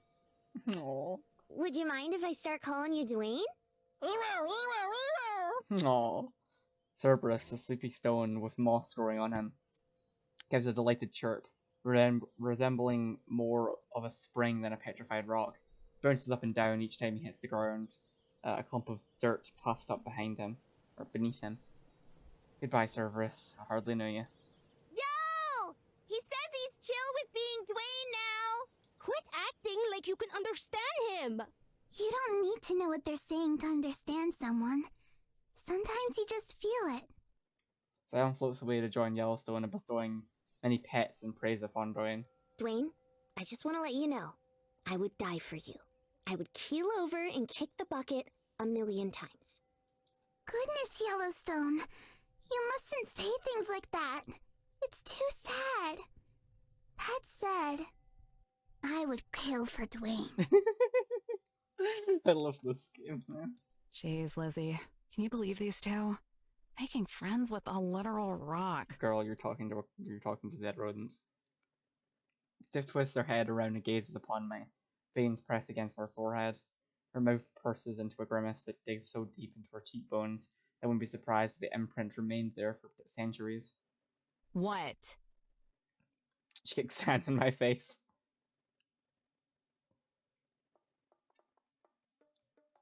Wait! Time out! I gasp, I exhale. I gasp, I exhale. I gasp. Hold the breath in. It numbs the sting in my lungs, but once again I am forced to exhale. Physical exertion is awful. The dispersion of energy is truly the fatal flaw of all life. And if I am real, and I am here, and I'm in pain, and the unfortunate conclusion is all of this too, I am flawed. Yet despite my internal admission of imperfection, a bitter lesson that I have been repeatedly forced to learn, that my external pleas for mercy, these dreadful rock golems continue to pursue me. They look so goofy, oh my god. Leave me alone! I flee across the desert. The mobile boulder follows. An endless expanse of rock and sand blend together, devouring all sense of time. For all I know, I may have been running for hours between wheezing. I glance at the position of the sun. It's hardly moved since I left. So I'm just pathetic. All I wanted was to go for a simple walk. Eve had made her position on going home quite clear. Not entirely unexpected, but a big enough of a setback for me to strategize further. A walk somewhere unfamiliar and exciting seemed like a great opportunity to clear my head. Not just so I could figure out what exactly is going on in that impulse-driven brain of hers, but so I could also determine how to help her move forward. How we could do it together. But as I was wandering up and down the dunes and expecting ancient rock formations with only my scattered thoughts for company, I realized Eve doesn't want to be together. She doesn't want to be with anyone. All she wants is to be alone, to not be forced to engage or confront these issues. A stipulation I'm sure a brute like her new roommate is more than happy to abide by. Death Valley is at the lowest elevation in the entire country. The higher temperatures of the whole continent, short of banishing yourself to the wilderness of Alaska, is as isolated from society as you can get. Go to bed, see you around. Bye! Have a good sleep. And if isolation is what she wants, then fine. I'll make sure she gets it by creating an opportunity to drag her off alone somewhere. Then and only then will that girl talk. Otherwise it's too easy for her to ignore. Except when I anger her, and she has plenty to say when I do. This is all, of course, assuming I actually make it back. The rock takes 3 leaps and cuts the distance between us in half. You can do that? At the tip of the horizon, I can see the cracked ground of the racetrack, the ancient and dried out lake bed that even Death Valley have claimed as their own. Oh, thank goodness! The barbarian will take care of this. One shot from her revolver and things explode into dozens of fragments. What are those bullets even made of, anyway? Propel my fragile body forward until the cabin and 4 familiar plebs appear in the distance. Their bodies blurred between the lines of the heat waves. Hey! I would greatly appreciate some assist! It nips at my heel. Oh god! Okay, alright! Help! The closer I get, the clearer that they all become. Death Valley shields the sun with her hand and zeroes in on me. It's hardly audible, but I see her tilt her head back and cackle. What'd I tell you would happen, Bendeja? Serves you right! Rot in the cavernous salt mines of Hades, you LARPing degenerate. You can make it, Yosemite! Ditto! Just don't look down! Yellowstone, you only say that when there's somewhere high up! That makes sense, but why are we still yelling? Because I don't want Yosemite to feel left out in the conversation! No. I fucking love I fucking love the writing in this game, man. Girls! Please! Why are they all like this? All of them need to fix some priorities before my feet fall off. Someone help her! That thing's getting close! Hold on. I want to see it play out. Not happening! Eve staggers to her feet. She stalks herself at Death Valley, who shoves her out of the way, stealing her revolver out of her holster. You want to die? Quiet! I need to focus. Don't shoot Yosemite, please. Struggling to balance on her feet, Eve extends her hands and points the gun at me. What is she even? Oh no. Might want to duck! Or something! You better not miss! Almost in the clear, almost in the clear. I dive. The last thing I see before skidding across the ground is Eve flinching from the recoil. A loud blast crackles through the air. There's a yelp, then silence. The ground cuts and tears my skin. Thin layer of pebbles scattered across my body, offering only the slightest protection. I skid to a stop. Then I feel my face off the dirt and face to face with another rock. I love him. I love him so much. Please no, not another one. Howdy-o, Yosemite! Don't mind Dwayne. He ain't gonna hurt ya. He's a friend. Hell yeah, he is. Look at him. Hi. Death Valley saunters over. She looks stupid while doing it. Then takes a knee and smirks. She's even stupider doing that. Have a nice stroll, Cupcake. Do you ever shut up? Yeesh, talk about the pot and the kettle. Lay off. She's mine to criticize. Besides, Aww. Eve shoves the revolver into Death Valley's chest. She turns up her nose despite offering me her hand. she can dish it out, but she can't take it. How gross. You're trying to look cool, towering over me like you're pretending you're actually tall, acting all annoyed. Well, you aren't cool. You're objectively a tryhard. But because I know that, I will offer the extremely ironic gesture of accepting your hand. It'll be a laugh riot. To me personally. Because only I will understand how awkward you look. It will be one of my 1,000 little inside jokes about you. The ultimate revenge. I take her hand, thus single-handedly creating post-irony. I don't dish out anything that isn't true. And criticism of you isn't? I didn't say that. She stares. But I also didn't imply that it wasn't. Don't go thinking they're all valid. Please don't go thinking I'm not aware of them either. You act like such a princess. Eve stops herself.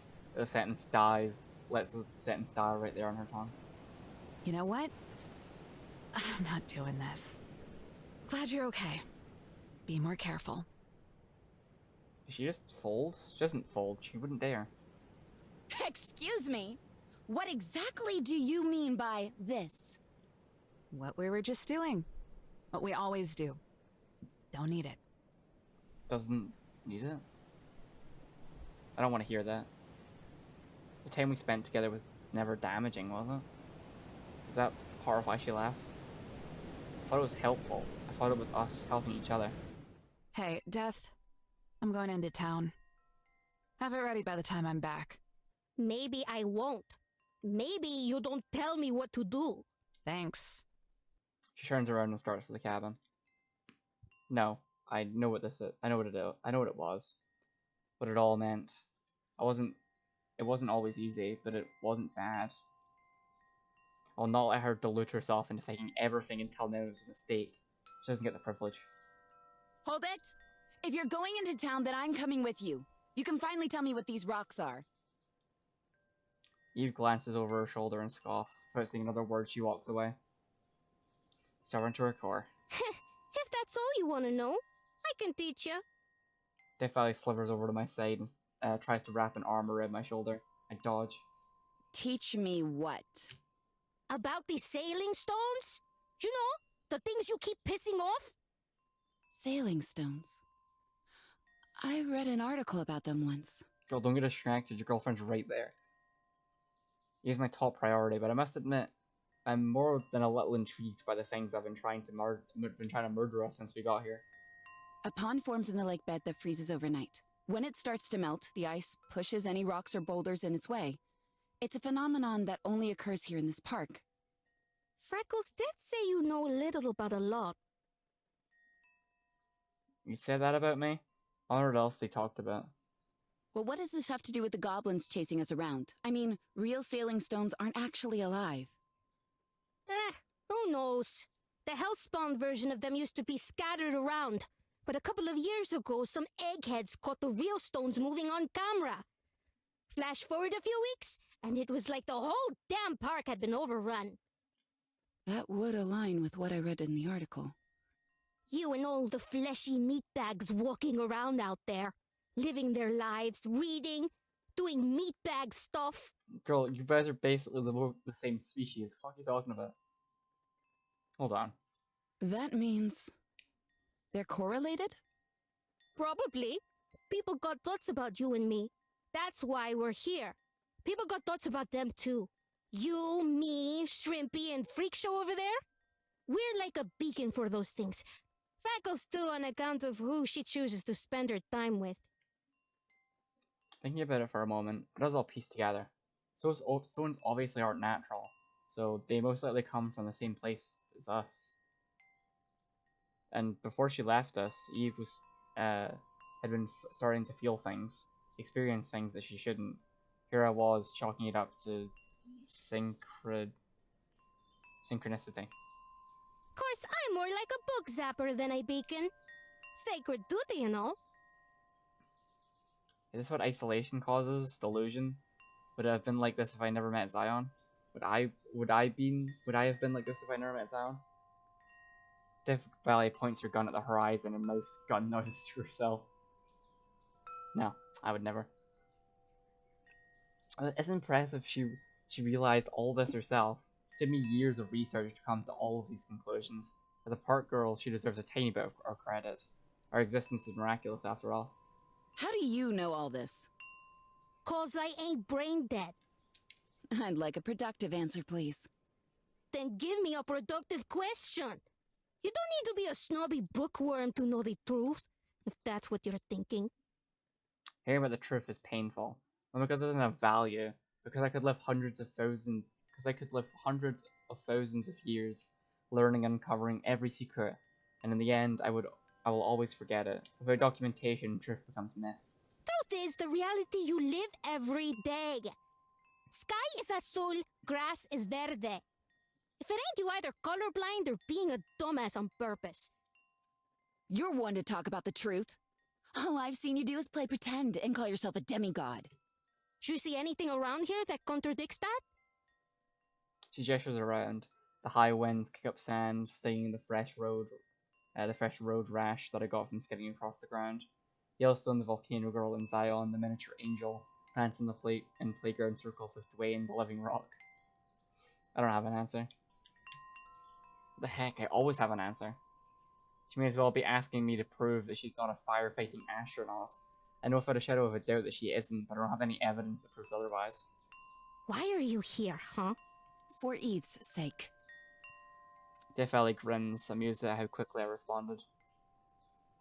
My ears flattened under the weight of my embarrassment. I mean, it's the truth, but why did I have to answer so fast? No, I look weak. Kinda gathered that much already. Why the fuck do you ask? You wanna take her back to your park, right? Anything else, or is that it? What do you mean, is that it? She needs to be somewhere familiar, with those who care about her. Nah, Death Valley's already got you two figured out. She raises a hand in surrender and takes a cautious step back. Whoa. Don't gotta get so uppity. I'm just asking. Sounds more like insinuation to me. Well, maybe just a little. But only 'cause I care. I've spent a month with Freckles. Hard not to get a tiny bit attached.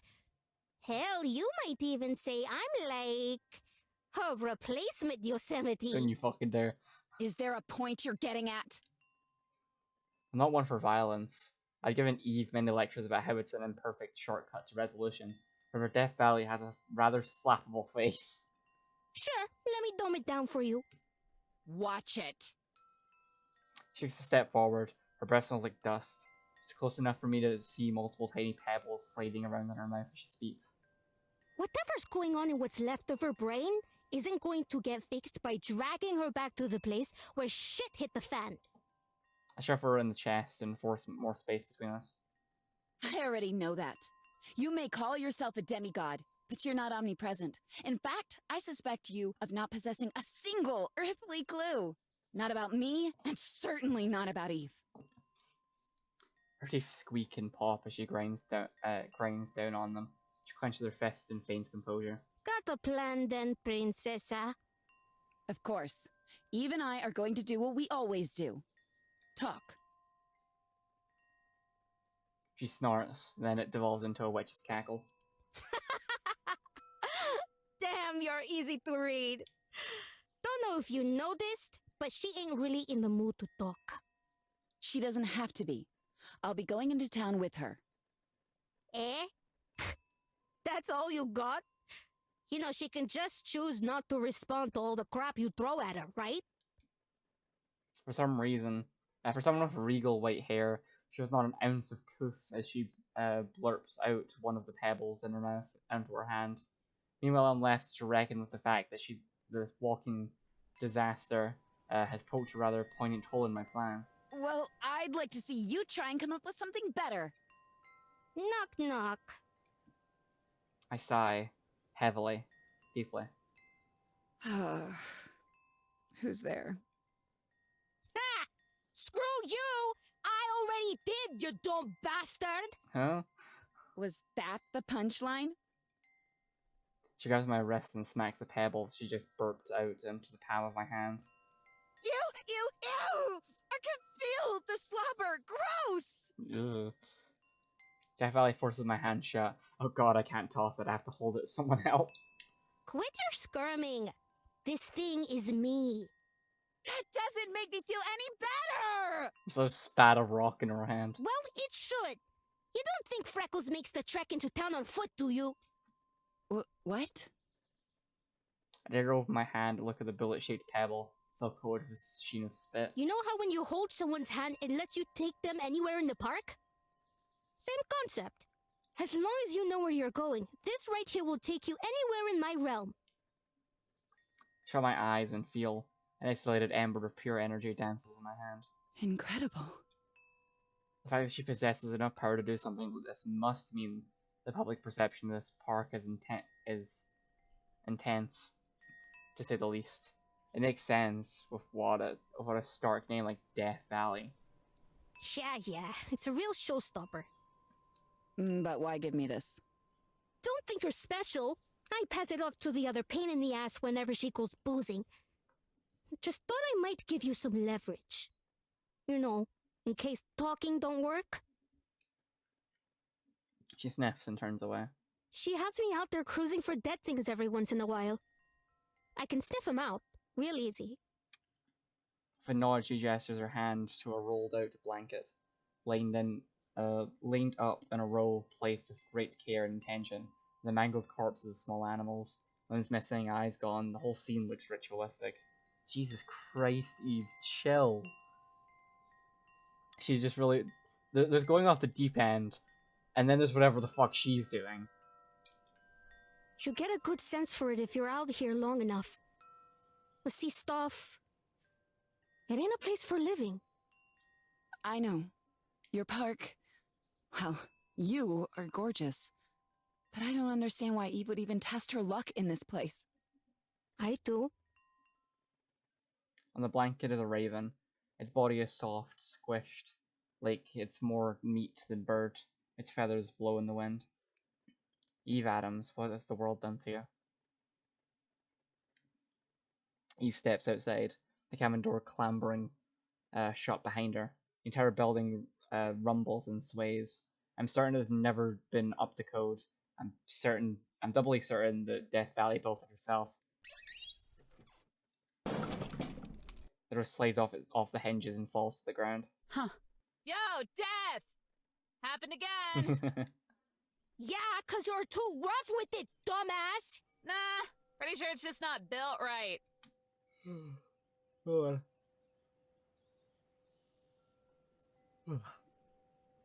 I'm EP. It's like midnight, but I kind of want to finish this. A backpack slung over her shoulder, Eve limps over. Whenever she takes a step, I can hear bottles and cans clang together in her bag.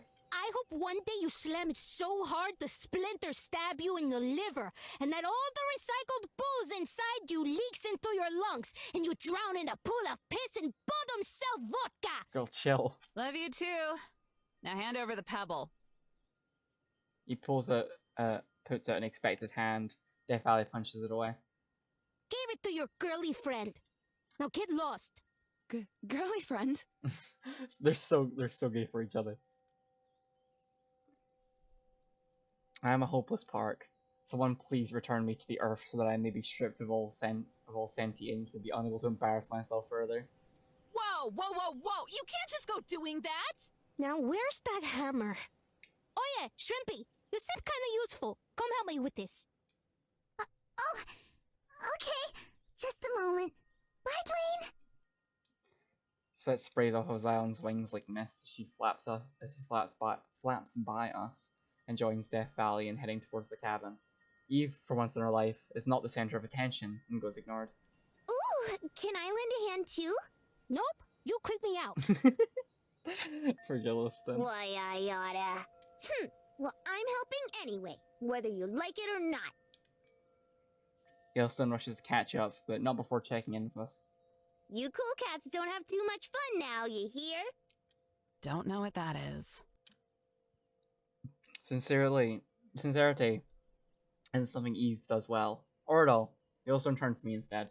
What's the diagnosis, Doc? Chronic case of attitude with an onset of despair. Without treatment, it could be terminal. Yellowstone springs a hug on Eve. Her shoulders go tense, then limp. As Yellowstone squeezes tighter, Eve doesn't return it. I'm rooting for you, Evo. Really. The one-sided hug goes on until the silence breaks it apart. Let me cook something for you again soon, okay? Yellowstone gives Eve a weak smile. Eve looks to the ground. The hurt on Yellowstone's face is enough to make me want to scold Eve until the sun sets. But the more time we spend together, the less time we can spend fixing this problem. I nod to the cabin. Yellowstone runs off towards the others, one arm wiping her arms, while the other wipes her head. That was rather cruel of you, Ranger Adams. Cruel is when you try to force someone not to forget. Is that so? I consider it a kindness. Whatever you're doing isn't gonna work. I offer her my hand, though it's not a choice. Then we better hurry up and fail, wouldn't you say?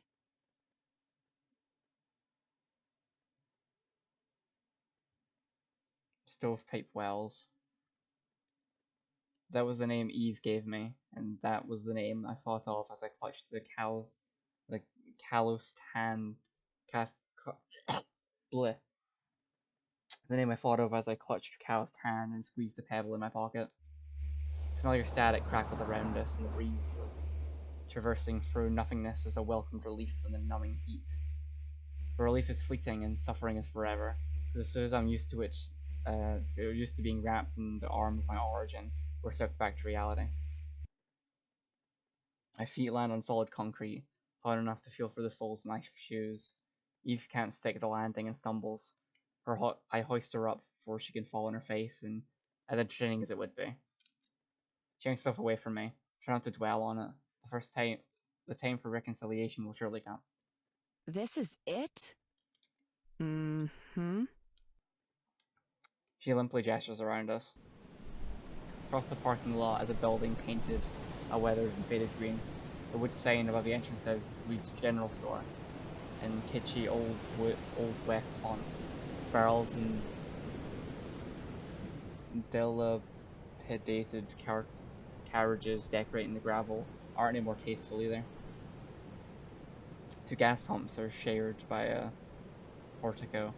One is out of order. The other side on the street is a motel, and I'm certain has hourly rates. It's close, and they'll recycle my bottles for me. Anywhere else would be a waste of time. As if that explains everything. It does not. She exits the conversation and starts to look for the entrance. What's the point, though? To catch up and march behind her, having her manners completely evaporated. Her manners completely evaporated this last month. The point is the same reason anyone goes to a gas station. To refuel. She pickles her backpack. The bottles inside rattle. Cute, very cute. But still not the response I'm looking for. Come on, give me something to play off of. Something that will let this conversation snowball into something more important. A nearby monolith carved of steel and wood lists off all attractions in the area. Gas station, motel, a saloon. Why not just answer your true calling and become the sad barfly of your dreams? There's a watering hole right over there. I'm sure they'll give you a discount if you buzz around long enough. I wait for this smarmy back talk, but once again I'm ignored. Two children run out of the children's store and frolic in the parking lot. Their exhausted parents follow soon after. Father gags as he passes Eve. She says she either doesn't care or pretends not to. Black dirt streams down her face along with sweat. Gross. Oh, I get it now. You just don't want to be around the tourists. Eve, an island unto herself, even in the midst of self-destruction. Eve stops. She scratches her head and stares down. Dandruff flakes off her scalp. Tourists are fine. They're living their lives and want to see interesting places while they still have the chance. Nothing wrong with that. I just don't want to spend the time I have left getting sloshed with them. That's all. That was not the answer I expected. And the fact that she gave it rather frightens me. Maybe she was coming around before. Maybe she has been changing. But regardless of what was happening then, this is not the same Eve I knew a month ago. So dramatic. I would demean it with an eye roll, not of actual sarcasm, because I want to ignore it. Nothing is permanent. No one stays the same. Yet, the idea of her morphing and developing this quickly, it shakes me. It's too much, too quick. The ravages of time changing those I love is a mercy compared to watching them surrender to the pain. Hang tight. I'll be out in a few. She's already halfway through the door as she says it. I follow, but she kicks the door shut in her way. It's an inch away from slamming into my face. I was planning on waiting out here anyway. My hand falls limp. Pathetic. I even summon the energy and triumph to put her in her place. It's that turn of events indeed. Peering into the tinted windows, I watch you stop at a crooked landscape painting hanging on the wall. Looks like it could be some place in Death Valley, though I suppose it could be any desert. Her hand cocks to the side as she straightens out the painting. Her work done, she heads straight for the liquor shelves. One of the clerks at the counter nudges their co-worker and points at her. He whispers something and laughs. She must know exactly the impression she's giving, but knowing Eve, I'm sure she doesn't care. But I care. She looks like some kind of scavenger. She's got in the store the rest of the store. There's still a couple typos in here. It doesn't yield much more insight. It's a small market. One last chance for people to stock up before going out there. Pockets of this park have been tamed, made suitable for camping and sightseeing. Most of it most of it is still wild and desolate. The desert is transcendent place. It's almost also dangerous. That's what Eve likes about it, I'm sure of it.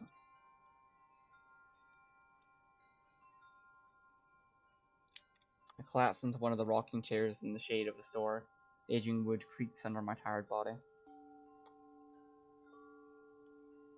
If this is what she wants, truly wants, then why am I bothering with all this? She isn't even attempting to communicate. It's a question I've avoided so I can gather up all the gusto and bravery I need to drag her back. Dwelling on anything else would have been determinant to the task at hand. Detriment. Anything else would have been a detriment to the task at hand up until this point. But now I'm faced with either answering it or leaving her here. I know how that would end. What am I going to do? Our seat blows across the parking lot like a tumbleweed. It lodges against the fence and gets stuck. Reaching in my pocket, the pebble Death gave me scrapes against my knuckle, but I ignore it and slip out a sheet of paper. The words at the top of the page become visible as I unfold it. Tell us how we're doing. Smirk as I read the fine cursive squeezed into the limited space. A performance evaluation of Eve from Visitor to my park. Her supervisor dropped a stack of them off for her to read a while back. Now that I think about it, she probably didn't even get a chance to read this one before, because I claimed it so quickly. Ever since I've been carrying it with me wherever I go. My darkest moments when I was despairing about what will ultimately become of me. That one day the personality I am now will wither and molt. It was this sheet of paper that made me realize the truth. I have Eve to thank for that, for many things. So maybe that's why I'm here, but because I'm indebted to do the same thing she did for me. What was it she called me before? The queen bitch. Well, apologies, Miss Ranger. My desires outweigh yours in this instance, and the queen will get what she wants. As soon as I figure out how to yank her out into a state of vulnerability. Not easy. Until then, we'll be stuck in this cycle of me poking at her, and her not taking the bait. Until we go back to Death Valley's cabin, I can't let that happen. She feels too safe here. She feels too safe there. Fold the paper and slide it back into my pocket. Bill falls out and lands on the concrete. Just perfect.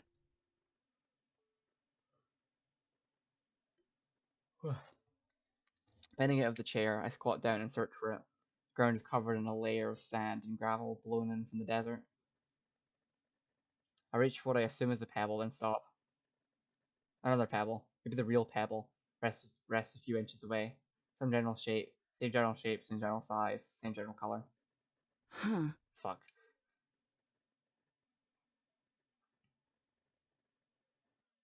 Not gonna lie, kinda pissed.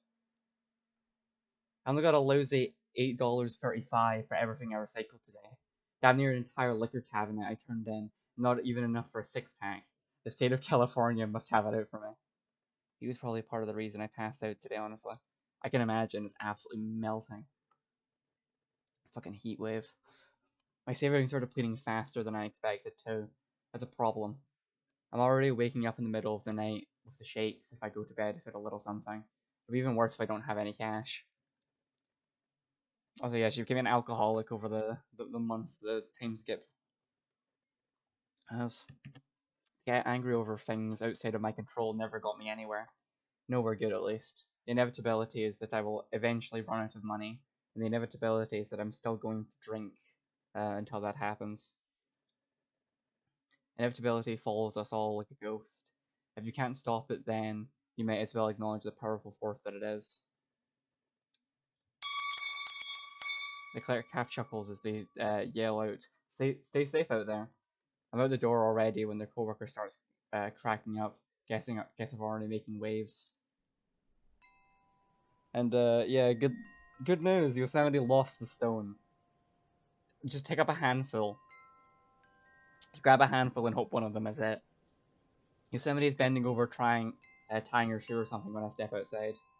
Does she even have shoes? We've never seen any of the characters from like the knees down. So the new park girl gave her a rock that lets them teleport around. And she just lost it amongst the other rocks.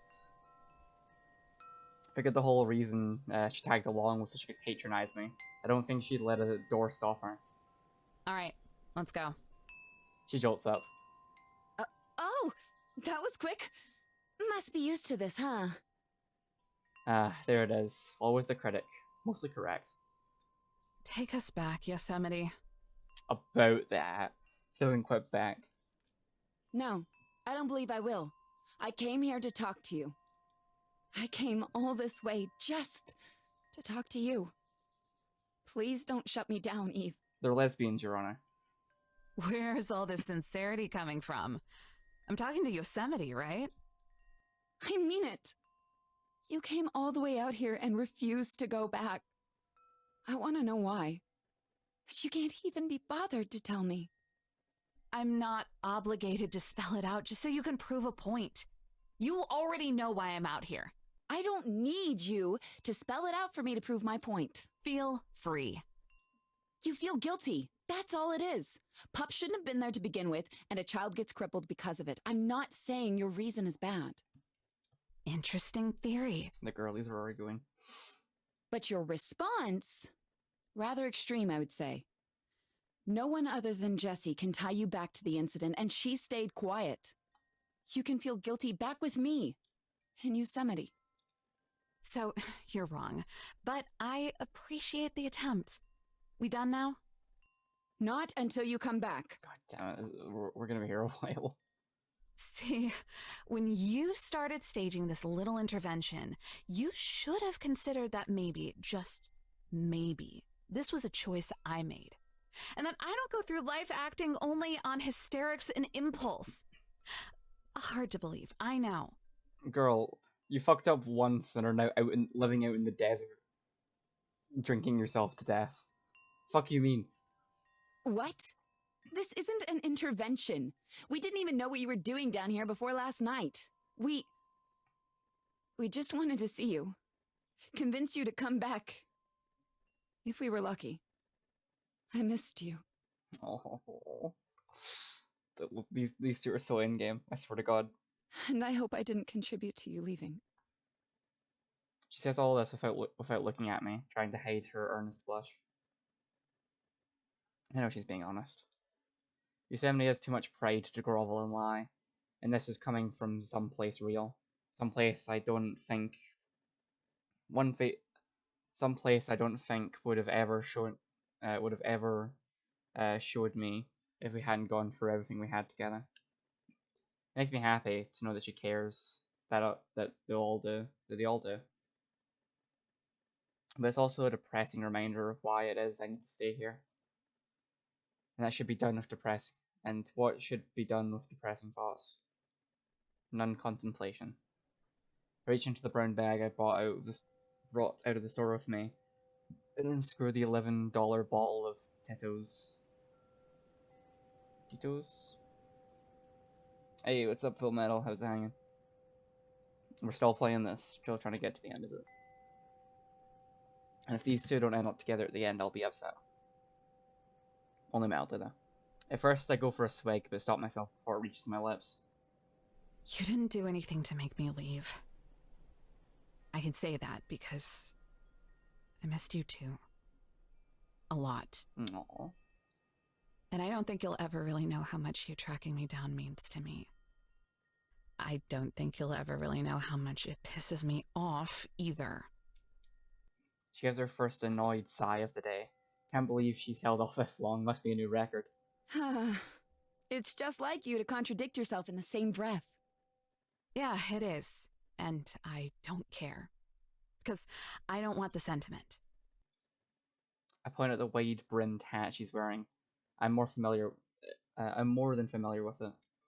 I don't want you to show up wearing my old hat. I don't want you to be anything less than the egotistical pain in the ass you have always been, for the sole purpose of exposing your vulnerability to me. Yosemite squashes the hat down to her scalp, as if to confirm it's still there. Water absorbed from her hair streams down it. Streams out of it like a squeezed sponge. Ugh. What I want is to stay here, to reflect here, to sundown here. Get it? No, I don't! And I guess you'll have to go through life with the knowledge that you can't understand everything. Dang! Not true. She wags a finger at me. Not true. Aw. Because I don't have to take us back. Not as long as you don't give me a straight answer, and not as long as I have this. Girl, I'm a real. I don't think that's the right rock. Beaming like a supernova that's about to go lights up after I deck her in the face. Yosemite holds up one of Death Valley's pebble bullets between her fingers and her finger and her thumb. You want to bet? I don't need to. I took the paper bag at her, the bottle included. She narrowly dodges. Vodka sprays everywhere. Her mouth gapes open in offended defiance. You meant for that to hit me! Christ, girl! I charge at her. She's not going to let it be easy, so I may as well resort to escalation, get this out of the way. Hey! Let's be reasonable here! I slap one hand on her shoulder and grip it, good for leverage. She yells, more in shock than pain. I stick my foot between her legs to throw her off balance. This is me being reasonable! Now hand over the pebble! I grab it, but all she has to do is lift her arm up for it to be out of my reach. Stupid Yosemite, she's so damn tall. Absolutely not! You can't seriously be serious! As serious as you are redundant! Christ. Maybe it's the sobriety, maybe it's the adrenaline. Whatever it is, I'm going to use my short, porcupine stature to win my advantage. I headbutt her in the chest. Ugh! She hunches over, and it's my chance. I snag at her hand, she moves it, I only grab her wrist. I always knew your head was soft. Give it! Squirming my hand up her palm, I wrestle her fingers open. Her pinky. Do you know how stupid this looks? Her ring finger. We're wrestling in a parking lot like a couple of crackheads! Her middle finger. Are you joking? You already look like one! She's got a point. Her index finger. She stashes a pebble on her thumb. Mind your own business, goddammit! Static envelops around us. It crackles from my hair, then thick darkness. Oh, so it was the right pebble. A rush of wind pushes up from beneath us. The darkness falls away around us. The world blinks into existence. Where the fuck are we? My grip on Yosemite goes limp, and I look around. Mountains are in the distance. Instead of concrete, we're standing on shrubs and dirt. No buildings, no gas pumps, no people. This isn't stovepipe wells. Oh fuck. Yosemite breaks away from me. Why did she... No! Don't! I reach to stop her as soon as I realize what she's doing. Yosemite tosses the pebble into her mouth. She swallows. Jesus, girl, why? My hands catch my falling head as I begin to process her stunt. She couldn't. She wouldn't. But she did. Mouth opens with a tiny scream. She gives an embarrassed glance, an awkward laugh. Why don't we just call this a draw? A draw? She still thinks it's a game. Of course she doesn't have enough self-awareness, enough self-conception to realize her selfish actions have consequences for other people. Sun sears my neck. It's up in the middle of the sky right now, more brown than yellow. Sweat drips from my nose. The only shade around is Yosemite's shadow. Thoughts. What are thoughts? Imaginary? Words? I've heard it's different for everyone. Wonder what it's like to have thoughts instead of blind rage coursing through your very essence of your soul, hate in all 7 chakras of your being. She finally did it. She finally killed me. You crazy bitch! Do you have any idea what you just did? Yes, She doesn't. Not a clue. But I would like to hear you say it for the satisfaction. Mind gone. Time to scream. We'll think again one day.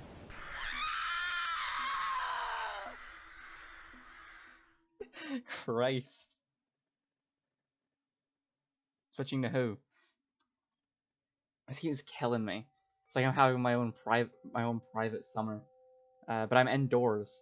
And I don't even remember what month it is anymore because of the stinking temperature. Not to mention the weird noise. Yeah, it's Yellowstone.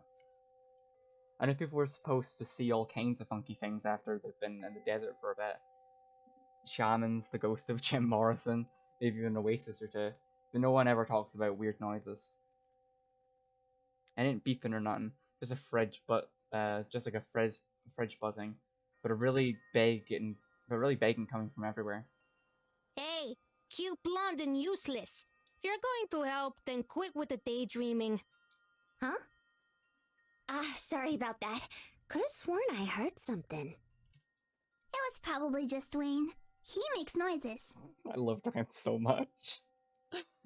Love Dwayne. See, they get it. Love Dwayne. Love the little guy. Yeah, real cute girls. Don't care who it is, but somebody better get me that nail. And his name is Cerberus, not Dwayne. Sorry, Miss Valley. Here it is. Uh-huh. So Leon passes Val. With the nail. She doesn't waste any time driving that sucker for as hard as she can into flimsy wood. Say, if cute little rocks are always causing such a ruckus, why don't you just go somewhere safer? Well, they recognize Death Valley's voice, I think. I mean, I can check who it is real quick.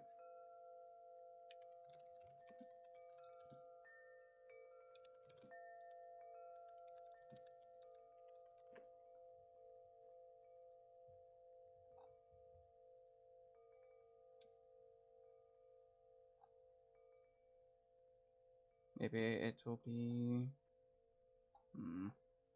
I'll find it.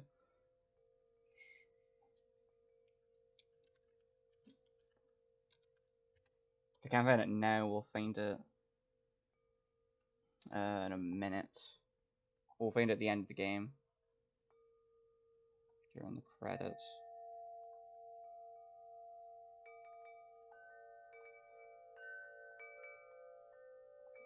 Let's see. No luck. I'll check later when we get to the credits. I'll look up who it is. Park's named Death Valley, not pain in the ass Stone City. My place first. Do you remember when they showed up? Val scrunches her face, giving it a think.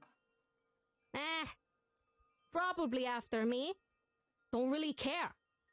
Been raising hell for as long as I can remember.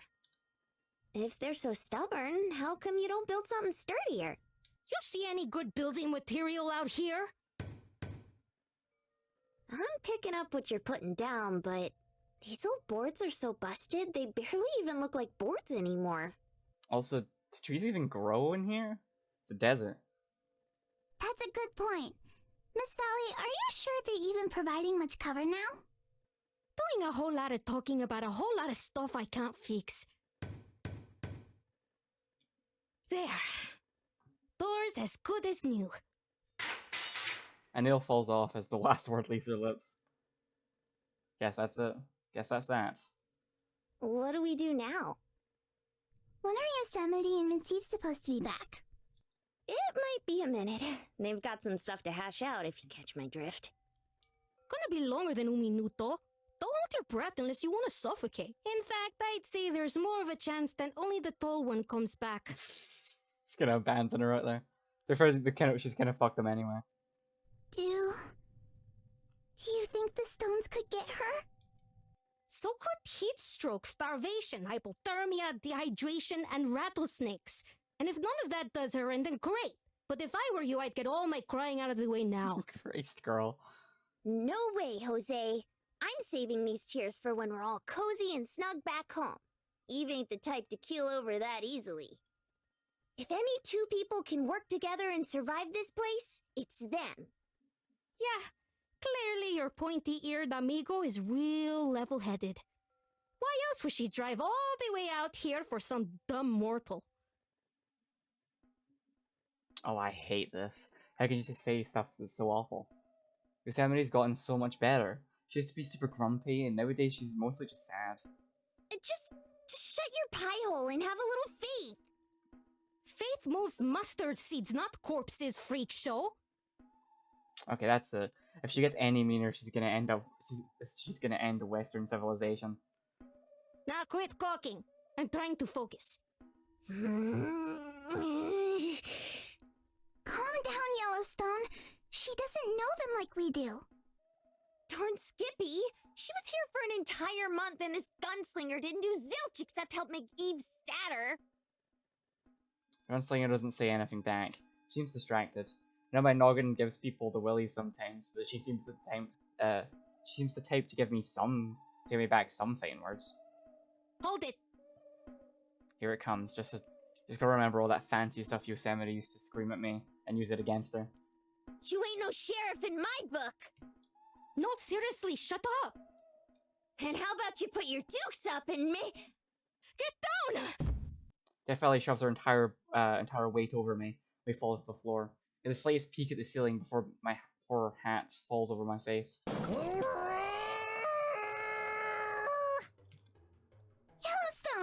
are you okay? Big rock! What? Holy shit, it speaks! Turn my head and see one of the little rock fellas gabbing at me. That takes a revolver and blasts that little guy 2 ways to Tuesday. Rotten hell! I just fixed that window yesterday! It's a miracle there's any windows left in the shack. Oh, stupid rock! Holy smokes, I didn't even see it coming. Collie, you really saved my skin. Yeah, you don't say! Damn it. Now I've got to get more boards and fix it. Never heard them this pissed before. You said you don't remember everything about them, right? Well, maybe they remember you. Isn't that comforting? Zion, they just tried to kill her. The gunslinger stares out the hole that little guy just made. Shrimpy, do me a favor and peek out the other window. Things ain't looking too great on this side. Zion flaps over to the other side of the cabin. I take my chance to be useful and follow her. Uh-huh. Yes, I see. Miss Valley, is it normal for them to close in like this? Oh shit. I scooch my way over and catch a glimpse of them. They're doing some kind of funky movements out there. Like they're all trying to run each other over. I think I'm a little more concerned that they're talking. Kinda scary though. You don't reckon that fella from earlier was talking to me, do ya? Oh, Big Rock! Maybe. Miss Valley, have they ever said anything like that before? No. They usually just gurgle nonsense before I send them to their last judgment. Maybe they just like freak show here. You're getting way too big for your britches, Missy. I'll have you know that... Wait, you're Yellowstone, yeah? Don't wear it out, punk. She's trying so hard to be serious, but she's just so cute.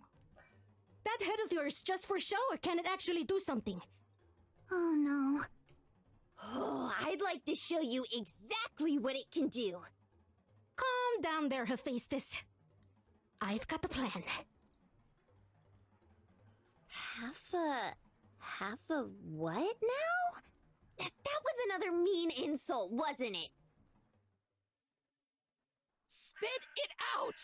Throw it up if you have to! Now we're back to the bickering lesbians. I refuse. Eyeing her gut, I ball my hand into a fist and crack my knuckles. Guess I've got no choice then. You wouldn't punch me, Eve. That would be a bridge too far, even for you. I think she actually might. Remember what happened the last time you said that? She spread her arms out and waits, completely vulnerable, free shot. My fingers dig deeper into the palm of my hand. I spin my arm back and... Damn it, I can't do it. No! You're unbelievable! I storm away and kick up a cloud of sand that flies back into my face. It just means I have to be seen to be believed. You're this close, Yosemite! This close! Until what, exactly? Until you stop this tantrum and come home with me? Well, that's not happening now! Ever! I'm going to die horribly because of you! Ugh, don't be so dramatic. Dramatic! You think this is dramatic? There's no way for us to get back to the others now. Maybe you can survive out here, but without my supplies, I'm basically a walking corpse! You already were! The only reason you came to this place to begin with is because you're just waiting to die. She's actually calling me out on it. I can't believe her. And as her words linger in the air, she seems to have trouble believing what she even said when she even said it herself, too.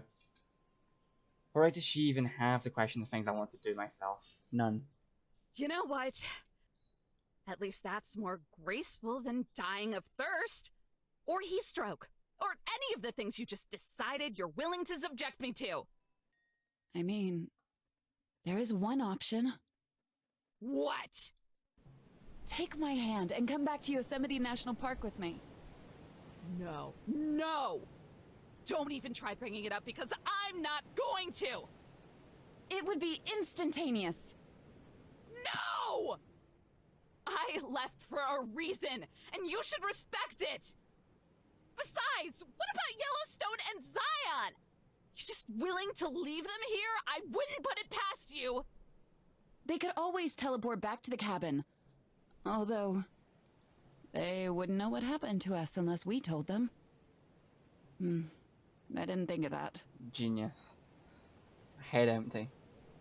Yosemite frowns for herself as she realizes her brilliant plan had a few holes in it, and she just fell through one of them.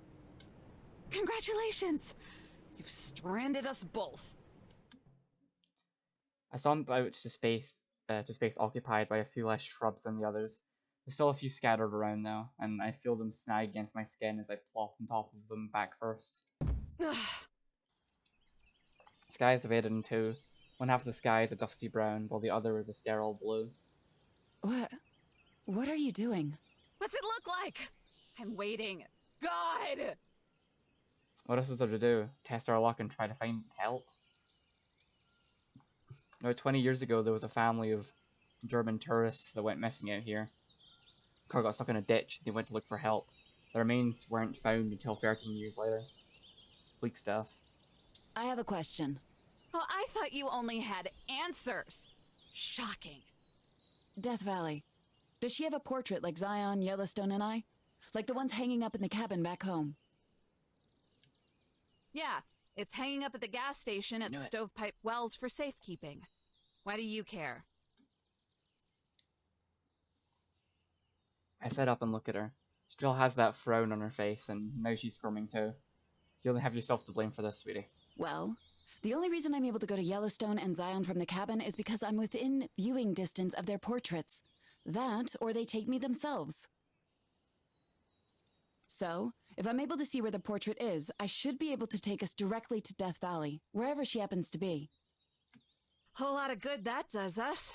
We're God knows where. How would we be able to see it? Wait. What? I spring to my feet and start spinning around. Hold on. I think I've got it. Come on, please let us be able to see it from here. Ah! Yes!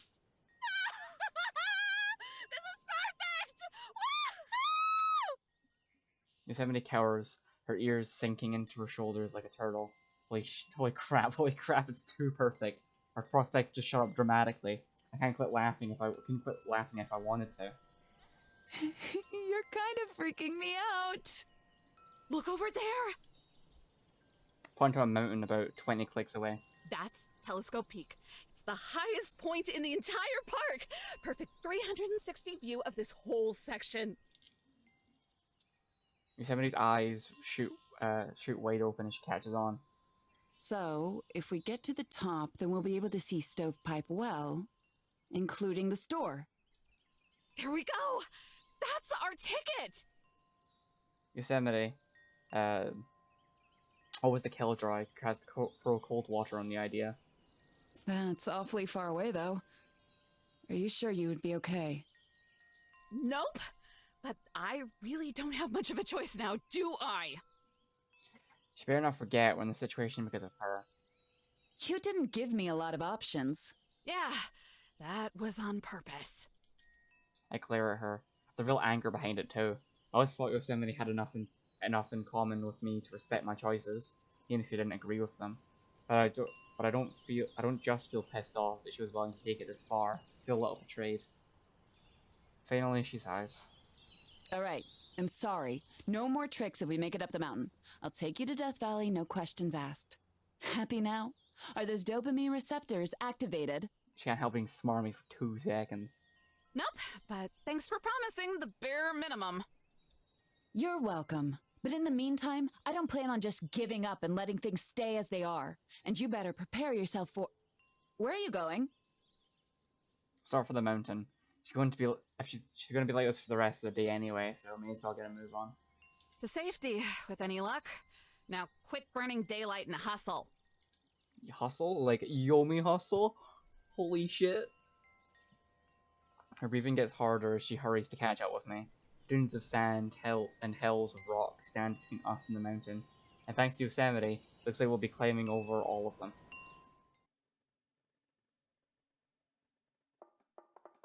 You want me to do what? Back to our girls. The other girls. Shoot your volcano at those hijos de putas. Don't tell me it's just for decoration. I can make tea, but using it as a weapon feels kinda... Oh, I'm sorry. I must have imagined them trying to bash your brains in since you've gotten here. Well, yeah, they're bloodthirsty, but they're also kinda cute, right? Girls, for God's sake. Bloodthirsty Yellowstone. Bloodthirsty. Even Zion's like getting it. Glad one of you has some sense. Looky here, I need to be mad to do it in the first place. I can bring myself to a boil just fine, but someone has to make me real peeved to get a full-on lava shower. Sons of bitches. And what does that? I don't know, usually not feeling respected and stuff. Well, I don't respect you. Does that help? Oh, she makes me so mad. Little bit, yeah. But even Yosemite are way better at it. Why would you ever let a mortal talk down to you? I don't know. That's just what everyone does. Including you, I might add. Her baby. Good. Means I'm doing something right. Making me angry is doing something, right? Does not. How little my feelings matter here. Does too. And you know what, you little freak? I want you to channel that. I'm asking very nicely for you to not call me that. Oh, come on. That's what you are. A little sideshow weirdo. Miss Valley, I really don't think this is... Put it to good use, clown girl. Show me you ain't entirely useless and can direct that energy. Why is she like this? Just translated. In case you couldn't get it from context. Ah, okay. That makes more sense. Why does she have to be so mean? I can feel my eyes getting all misty. My head getting all hot. There's fire burning inside of me and rising. Uh-oh. She's gonna flip her lid! Perfect. Now, just make sure to do it out there. Gunslinger kicks me in the keister. If it weren't for the fact that I stumbled right out the door, I'd pop my top right here and now. Just going Super Saiyan. All I'm seeing is red and orange and red and orange and red and orange and red and orange. Focus shooting in my head as quickly as a train engine. Take a step forward. Hard steps. Violent steps. These pretty little stones, they're gonna... Oh shucks, they're just little guys. For God's sake, Yellowstone. No, Yellowstone, stay bloodthirsty. They're bad rocks. I need to...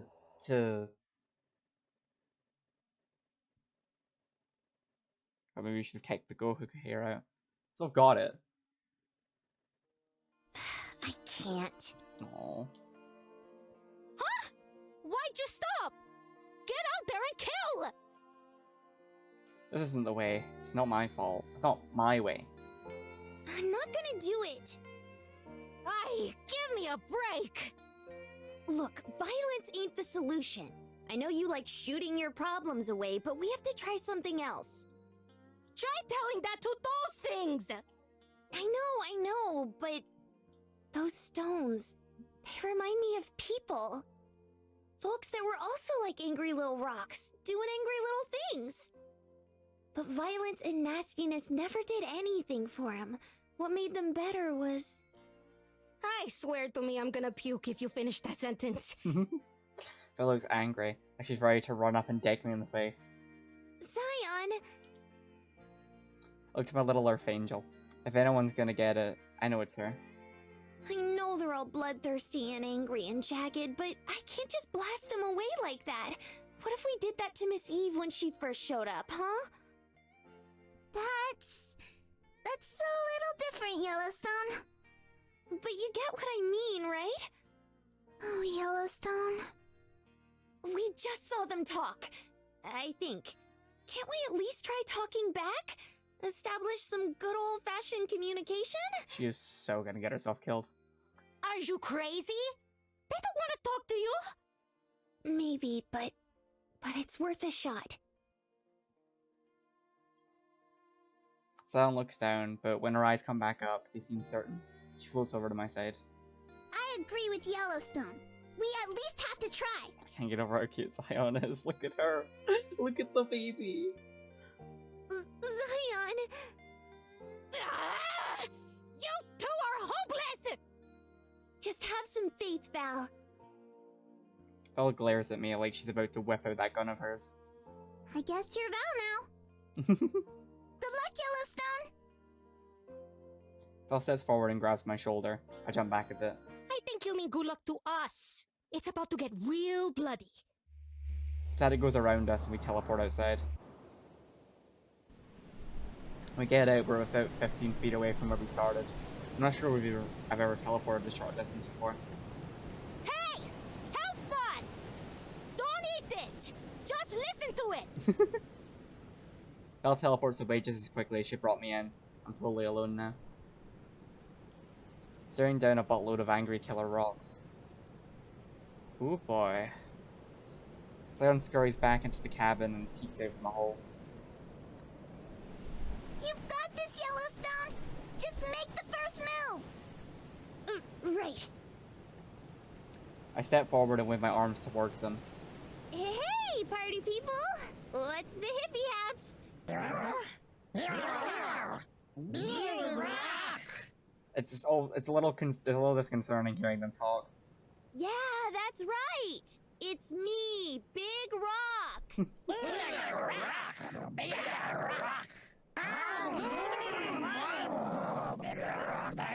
Oh god, they're talking, I hate it. Did you just call me dude? Oh god. No way! They speak the lingo! Oh god, oh god. Oh. Oh, I took a mouthful of water there and it almost went up my nose. Christ. Why are you trying to hurt us? One stone starts sliding towards me. The rest stay behind.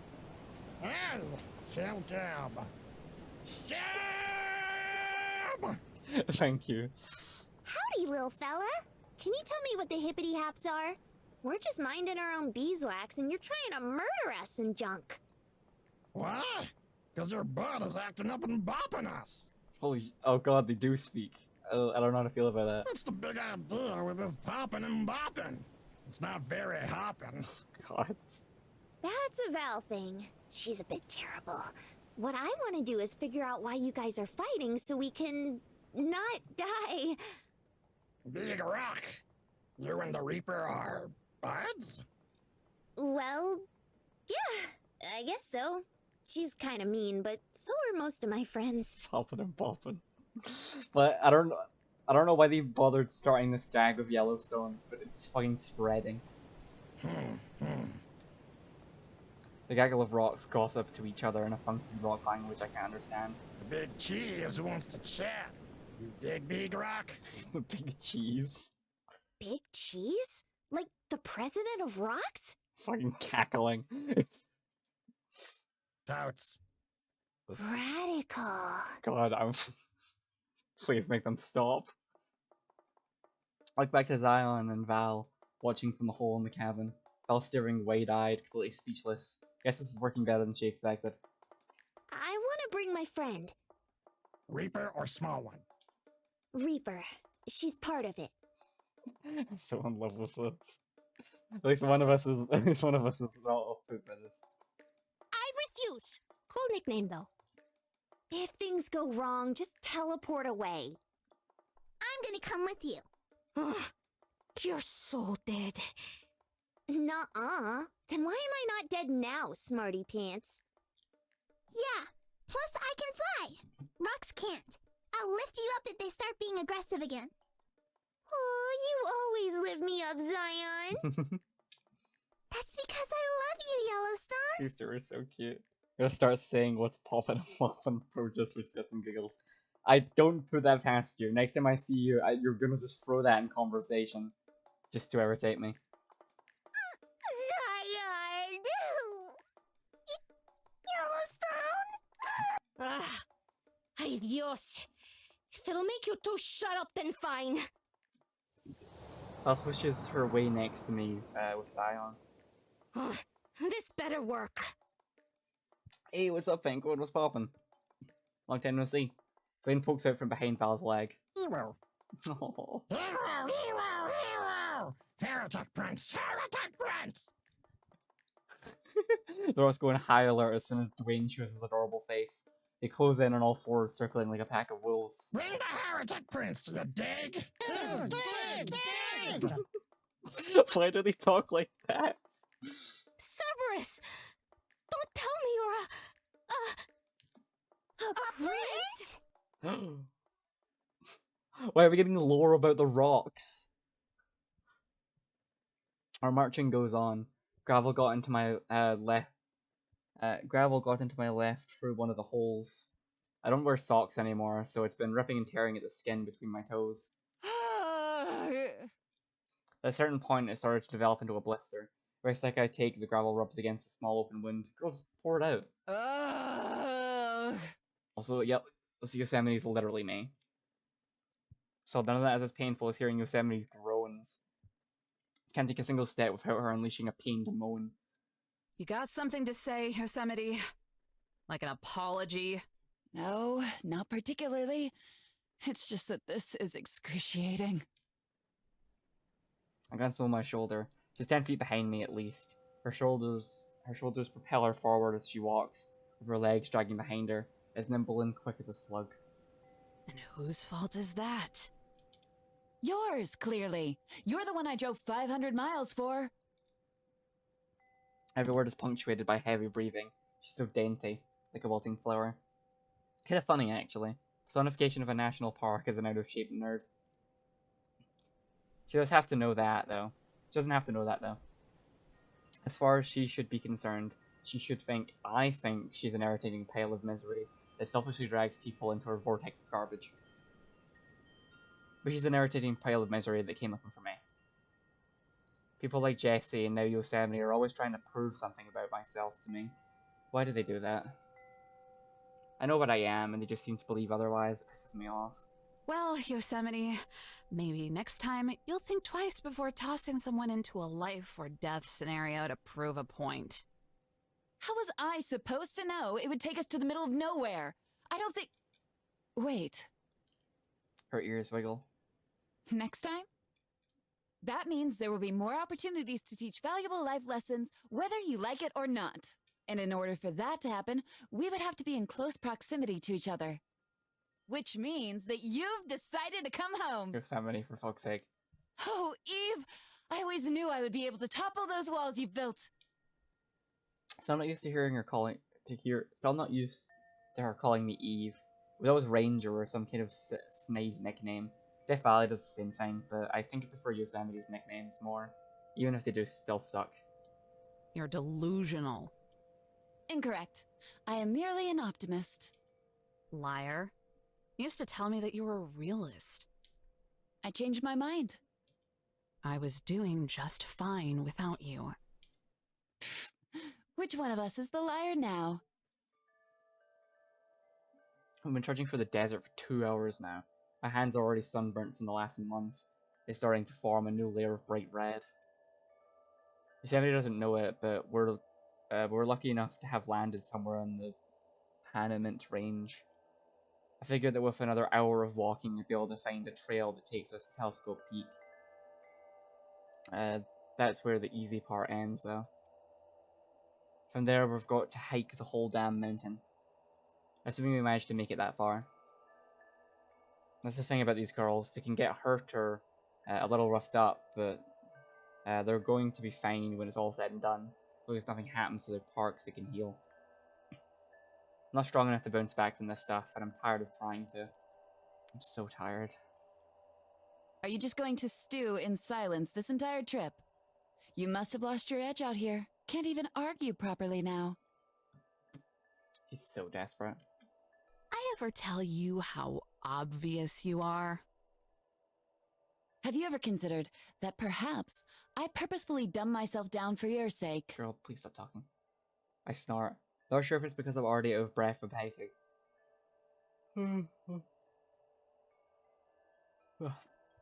Or if it's because Yosemite said something stupider than usual. You have too much pride to dumb yourself down. So I think you're just naturally dumb. And you want to know how I know that, Yosemite? Because you pull out the same tactics as everyone else who has ever tried to get a rise out of me. The slow, dragging footsteps behind me stop. There is a difference. I stop walking and wait. Unlike them, I actually care about you. I'll keep letting you know that until you're sick of it. Then I'll still keep doing it. She's already sick of it.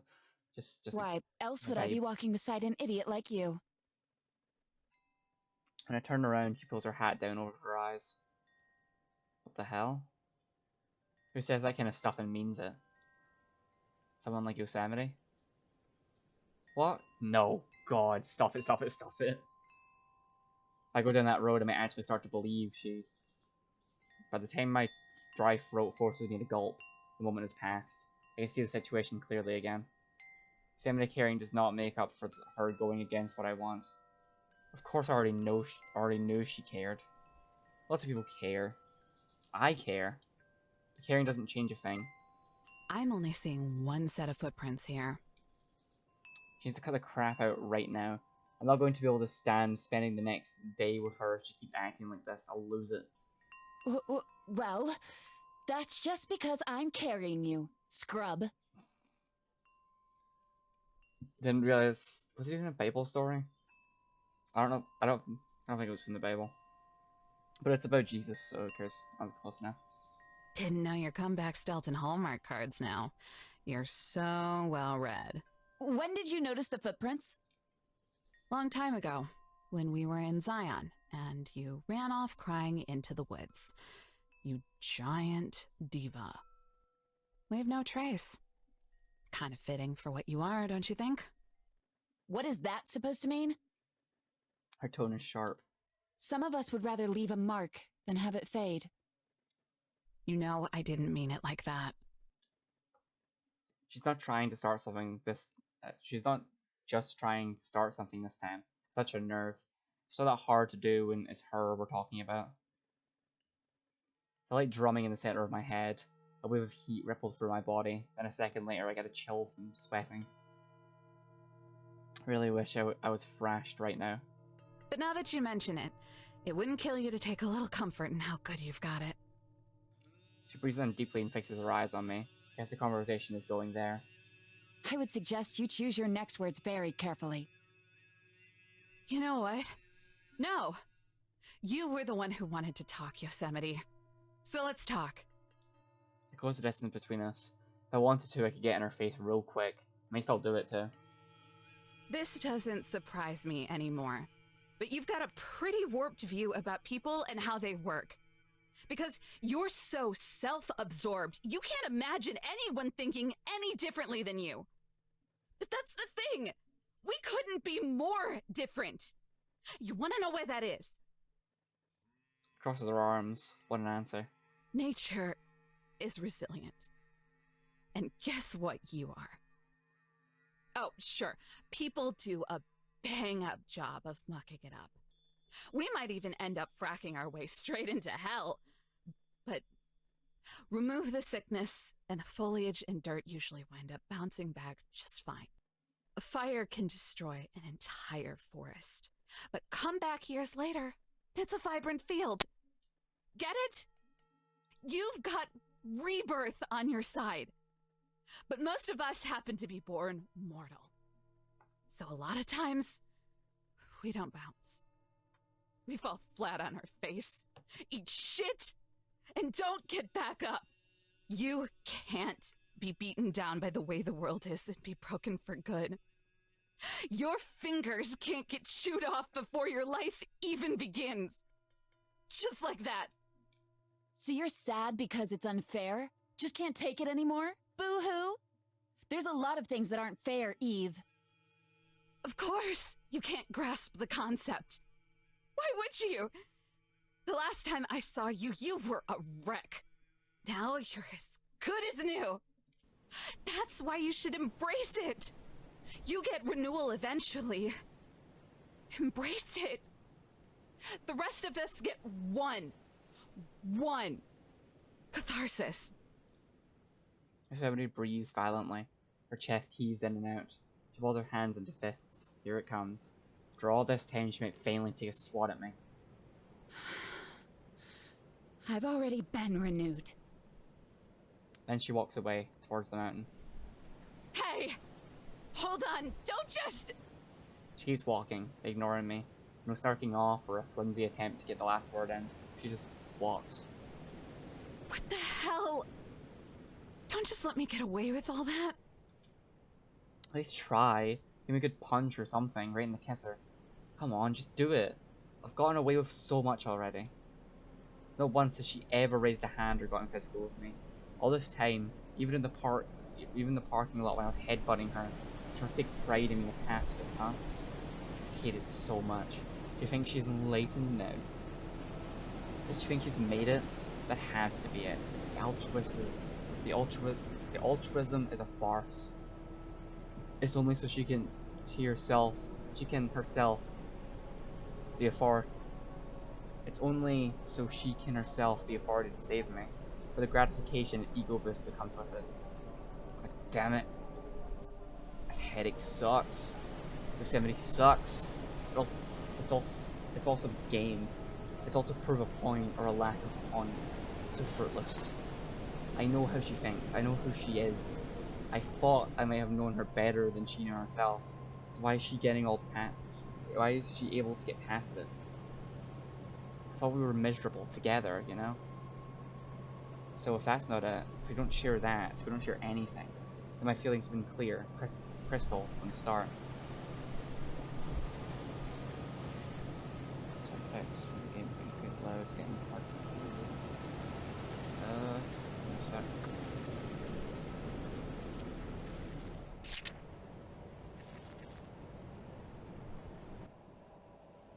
Turn it like to there. Hopefully that should be a bit better. Suck in as much of the dry air as my wheezing body will allow me. The breath I take in scripts against my lungs. I think it's the game, unless you have like rain music in the background. It is the game. But audio mixing is hard as fuck. Because funnily enough, I can't hear my stream until it's over. So you know, it's not exactly easy. I hate you! Christ. Suddenly stops. Now it's her turn. She gets to experience it now. It feels to be stopped dead in your tracks as every piece of progress you feel like you've made is to be called into question. I hope you burn to the ground! You! Every tree, every bush, every animal! I hope there's nothing left! Christ, girl.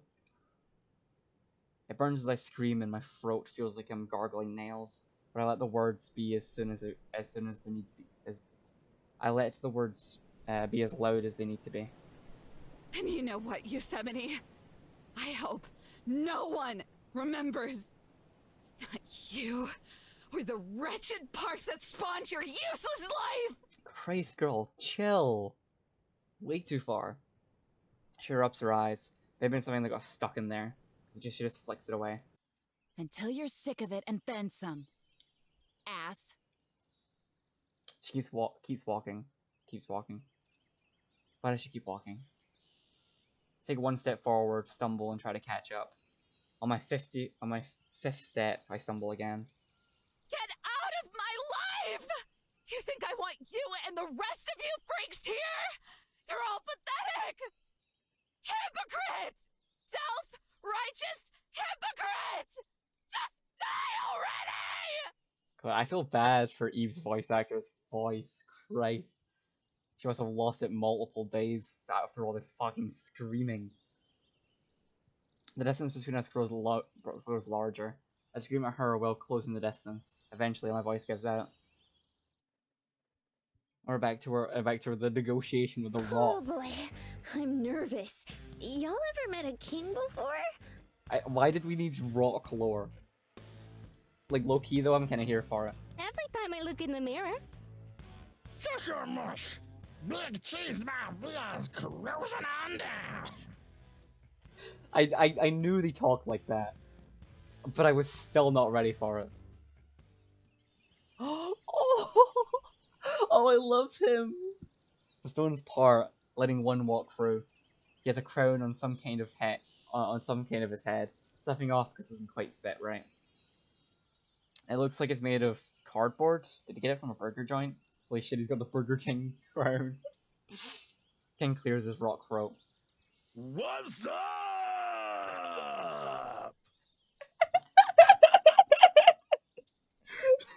What the fuck is happening? This. Remember, this game was just like, what if anthropomorphized national parks and they were cute girls, and now we've got the Rock King. Referencing an old parody horror movie. What's up? Rolling on it. let me kill them. Yeah, Sam. Miss Valley, no. What's up? What's up? I love this. I fucking love these stupid rocks. What's up? What's up?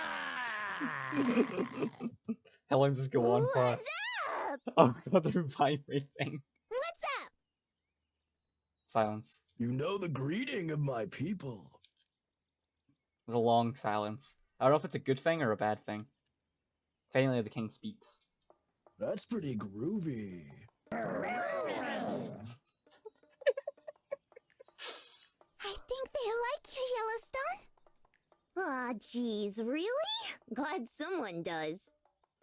Welcome, Big Rock. You are now in the place to be. Party Central, baby. I am King Myvia, the big cheese round this popsicle stand. Why does he talk like that? He doesn't look like he should talk like that. Howdy-o, Daddy-o. I'm Yellowstone, and these guys are Zion and Val. Oh, I got the deets on the Reaper. The real dirty deets. Mighty kind of you to bring back my little buddy and deliver the kidnapper to our kingdom. Talks like a dude bro, like. The Heretic Prince. Cerberus! Heretic Prince, Heretic Prince, Heretic Prince! How about we just call him the rock formerly known as the Heretic Prince? Son, I love you. That's a horrible name. Not cool. We gotta be on the same page here, small twig creature. See, dudes, he prefers to be called a prince. Why is Dwayne the only one who doesn't talk? Dwayne hops around. Probably the most I've ever seen him move so far. He doesn't look too happy to be called a prince to me. Silence! Why are we having rock politics right now? And why is it better than regular politics? Ewo. All the stones stop their jibber jabbering. Now quiet as rocks. Listen up, dudes. The heretic prince and the siren whom's put the shamoves on him shall be met with a horrible death. Yay! Wait, no, that's bad. Why are you doing that? It's our motto that you have to always be moving, always be grooving. The heretic prince rejects this, so he fled to live a life of sloth and hedonism. Pretty big sin there, man. Moving! Anthony. And God. his partner in crime, the one who protects him from his groovy responsibility. Our tormentor for decades, the Reaper. The dozens of stones around us start booing and hissing in unison. A couple of them even throw themselves at Val. That's right! And I do it all again too, you little devils! Miss Valley, you're really not helping your case right now. Is it so wrong for a father to miss his son? To hate that he chooses not to inherit the holy crown? To not move? To never groove?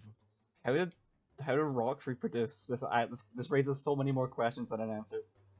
Bludgeoning Taurus to death is way worse! Whoa, hang on, let's talk about this. I don't know what there is to talk about, Big Rock Dude.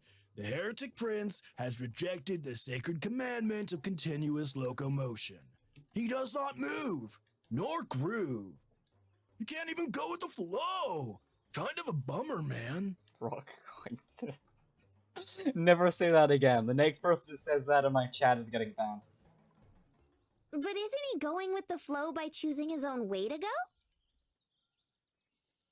Everyone's quiet. Drop them deets, Big Rock.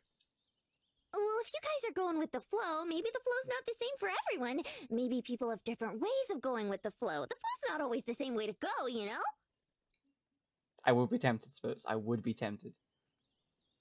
At the distance of the desert, I can hear a bird chirping. Yes. You've got the flow, but you've got to show me a bit more, you know. I'm just a father who's been missing, reminiscing on his little John Doe. He's a stone's throw away, as flies the crow, and if you want to see him, you could always come and go. But to execute him now, well, that's just low. Why are we having a rap battle? I hate this so much, just let me go. Doing great, Yellowstone. Now hit him with the death blow. Don't think your love is something he'd outgrow. Just need some room to move his elbow. Please stop. There you go, Daddy-o. The big cheese stares down his mighty rock pile. It's hard to tell what the stones are thinking most of the time, but the little carved out area on his face seems old and ancient. If he were human, I bet he'd have a beard. Spent straight bars. That's one way to describe it. Dwayne's just trying to live the way he wants to. He's happy with Val. He's happy being just a little guy. If you really love him, just be happy he's happy. You heard it here straight. You heard it straight. You're here to hear first, folks. Just a little guy. Is this true, my prince? Is this what you really want? Wow. Ewo, Ewo! Ewow! Ewo, Ewo, Ewo, Ewo! Ewo. Ewo, Ewo! Ewo! What are they saying? Hell if I know. Ewo! Ewo, Ewo! Ewo. Ewo! Top 10 saddest anime moments right here. Ewo! Dad! He speaks! Why does he sound like that? My son! A small pebble slides down the stone cheeks of King Matt. Oh yeah. I have no idea what they just said, but it makes me all emotional. Very well. I vibe with these terms. He won't. So you'll stop trying to kill us? Temporary truce until you leave our realm. Word. On one condition. Let's hear it. The Reaper is exiled upon your departure. If the she-devil ever shows her ghastly mug to us hopping and bopping rocks, the deal will be void, bro. The verbal stem obtained. Hell yeah, no one else will have any idea what we're talking about. We're trying to go, Ewo, at each other. It's a new Pikmin. It'd be great. Works for me. Very well. It has been decreed. Riley. Bro, are they kicking her out of her own park? Yay! Oh, Ewo. I knew you could do it. Huh? I knew you knew I could do it. And I knew you knew I knew you could do it. Oh god, someone stop them. I pick Zion up and spin her around as the rocks around us cheer. this is bullshit. No way that's all it took. Just some awful kindergarten rap? Nah, It's the don't pass freshest the thing rap. this side of the Colorado.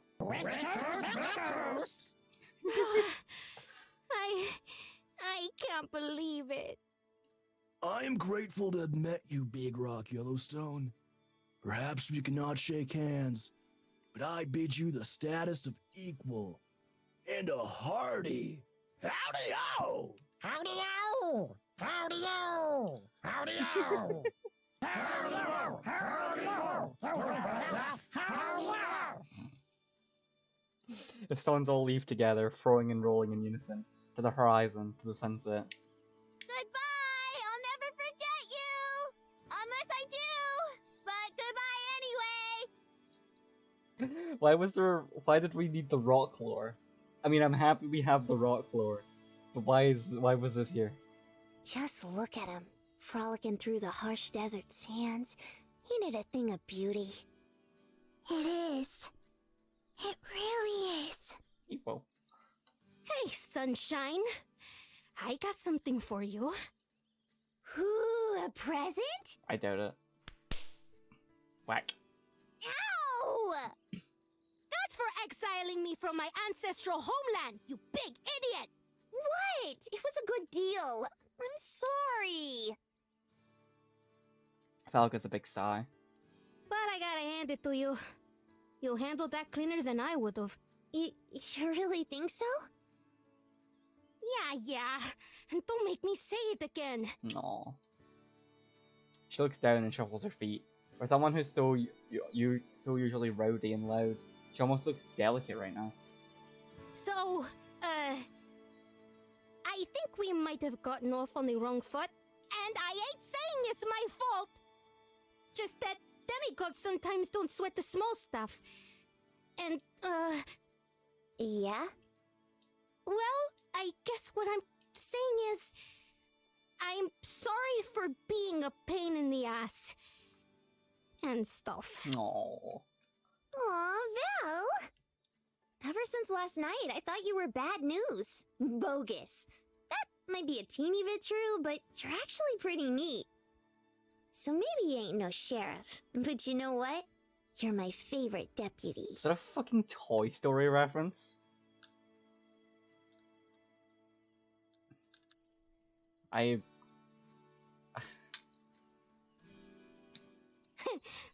We good then? Yeah, we Gucci. I swear to God, she's going to infect me. I'm gonna pick up at least something in the next few days, and my friends will all be incredibly confused what the fuck I'm talking about. Now bring it in, partner. Nope, no hug, I don't hug. Of course you hug. Darn Skippy, if you're gonna be bunking with us, you gotta learn how to be a grade A hugger. Wait, what? I mean, where else you gonna go? Can't just stay here. That'll void the truce. Do we have room in the cabin, though? She can sleep on the floor with you and me. Ewo. Forgot they sleep on the floor. Ewo. Nah, I tend that's a question that weird shit you say sometimes. Yeah, we've been friends for God knows how many years. I'd like to think at some point you'd give up. Dwayne hops on my shoulder. His weight crushes me and I almost fall to the ground. That's okay though. I might bruise later, but he just wants to join in them both. You come with us too, Dwayne. Don't get used to it. I'm only sticking around until the mess you caused blows over. Then I'm out. You got that? Yeah. Whatever you say, Miss Demigod. We all pull into a hug and she groans the whole way. It's true. I am! We know you are, Miss Valley. We know you are. No. Been friends for about 5 years. Yeah, so I'd like to think that you would eventually stop even questioning what I'm on about. Evo! Evo! Evo. Evo. Anyway, now these two can finally stop screaming at each other for just work it out already. We had an entire resolution arc. We had a whole fucking arc about the rocks. Now it's your turn. It doesn't move, not even a twitch. The poor thing. Do you think it's... Somebody trails off and lets the silence imply the rest. I don't need to think about it though. One look is all I need. That thing's dead. Find a stick. Try poking it or something. Bend over, stumbling as I do. My entire field of vision spins and splits in two. 4 hands, 20 fingers, 2 rabbit corpses, before finally merging into one image. Can you drop the brooding for 5 seconds and say something? It's been a quiet march since I chewed out Yellowstone. Yosemite, rather.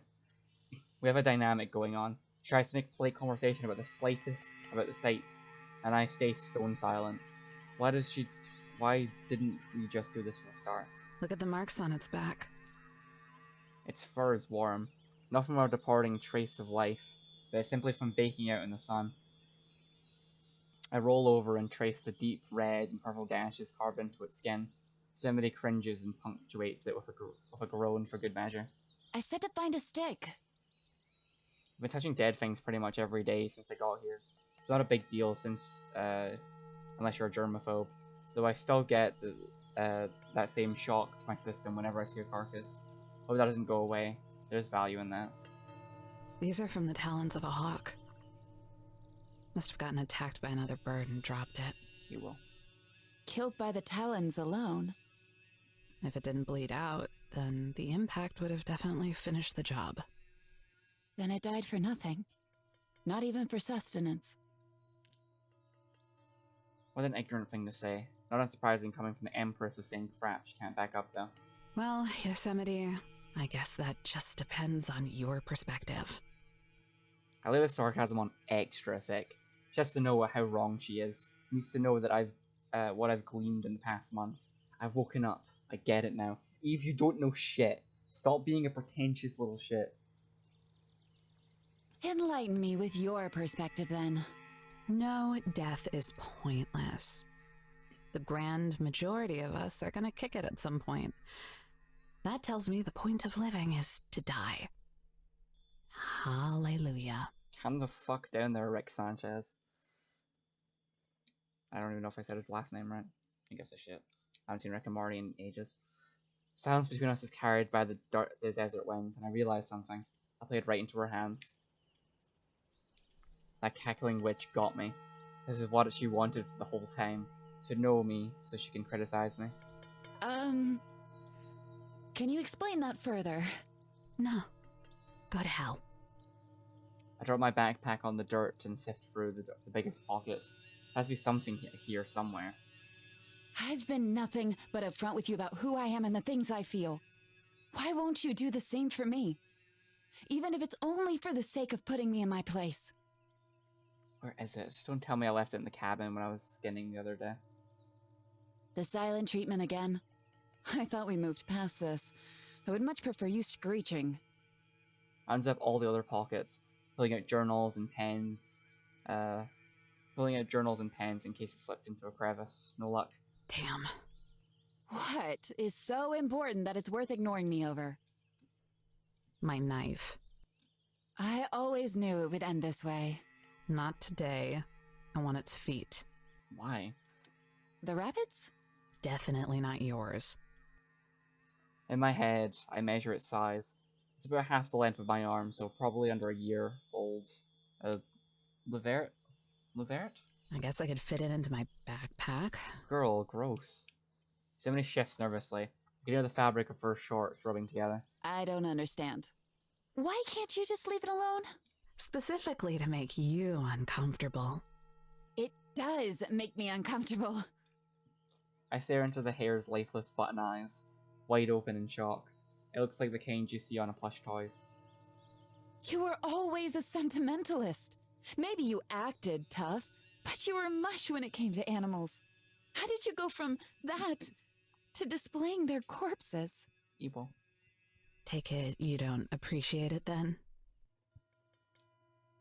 Leveray is how I'd imagine it said. Probably. Maybe. Hold on.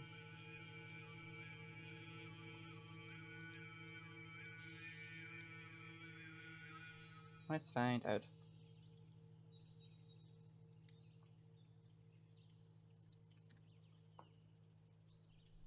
Leveret.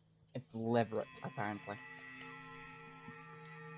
Frankly, it sickens me. Why can't she stop poking around in my head? I heard her die in a fire and it didn't even faze her. Isn't there anything I can do that can get her to shut up? Even if I've been overthinking it. If I tell her the truth, maybe that'll be enough and she'll finally get it. When the reality stares her in the face like this rabbit is staring into the dirt, it'll make her sick. My hands shake and I gag. Solve both problems by throwing my hands over my mouth and swallowing everything my body is trying to purge. My arms feel like dead weight, and despite walking through the sand every damn day, my legs wobble. Yet I still scrape up enough strength to stand. I'll tell you the same thing I told Yellowstone, since you girls are so curious. This dead rabbit, it has more power in its rotten carcass than I've ever had in 27 years. She scoffs, almost laughs. Power? The rodent is dead. There is no power there. It's empty. Perhaps there's some reverence for the life it lived in this place and the cosmic miracle it even did to begin with. Perhaps that notion is even sacred. But it's still empty. There's no energy residing in it. Certainly not enough for there to be any power. Quit thinking so linearly, Yosemite. Gosh, Eve, for the love of God, stop being so goddamn pretentious. Her eyes narrow as I throw the tired quote she spews at me a dozen times, right back in her smug face. There is power, because I assign power to it. You're right. It's dead. But now that I've laid eyes on it, it has all the power over me it will ever need. Whether it's real or symbolic, I don't care. It doesn't matter. What symbolic power could a rotting mass of meat ever have over you? What does it offer you aside from the aesthetics of a serial murdering freak? Resolution. Oh, there she goes. Again I gag, and again I swallow. My stomach is boiling. Conclusion. Some courage.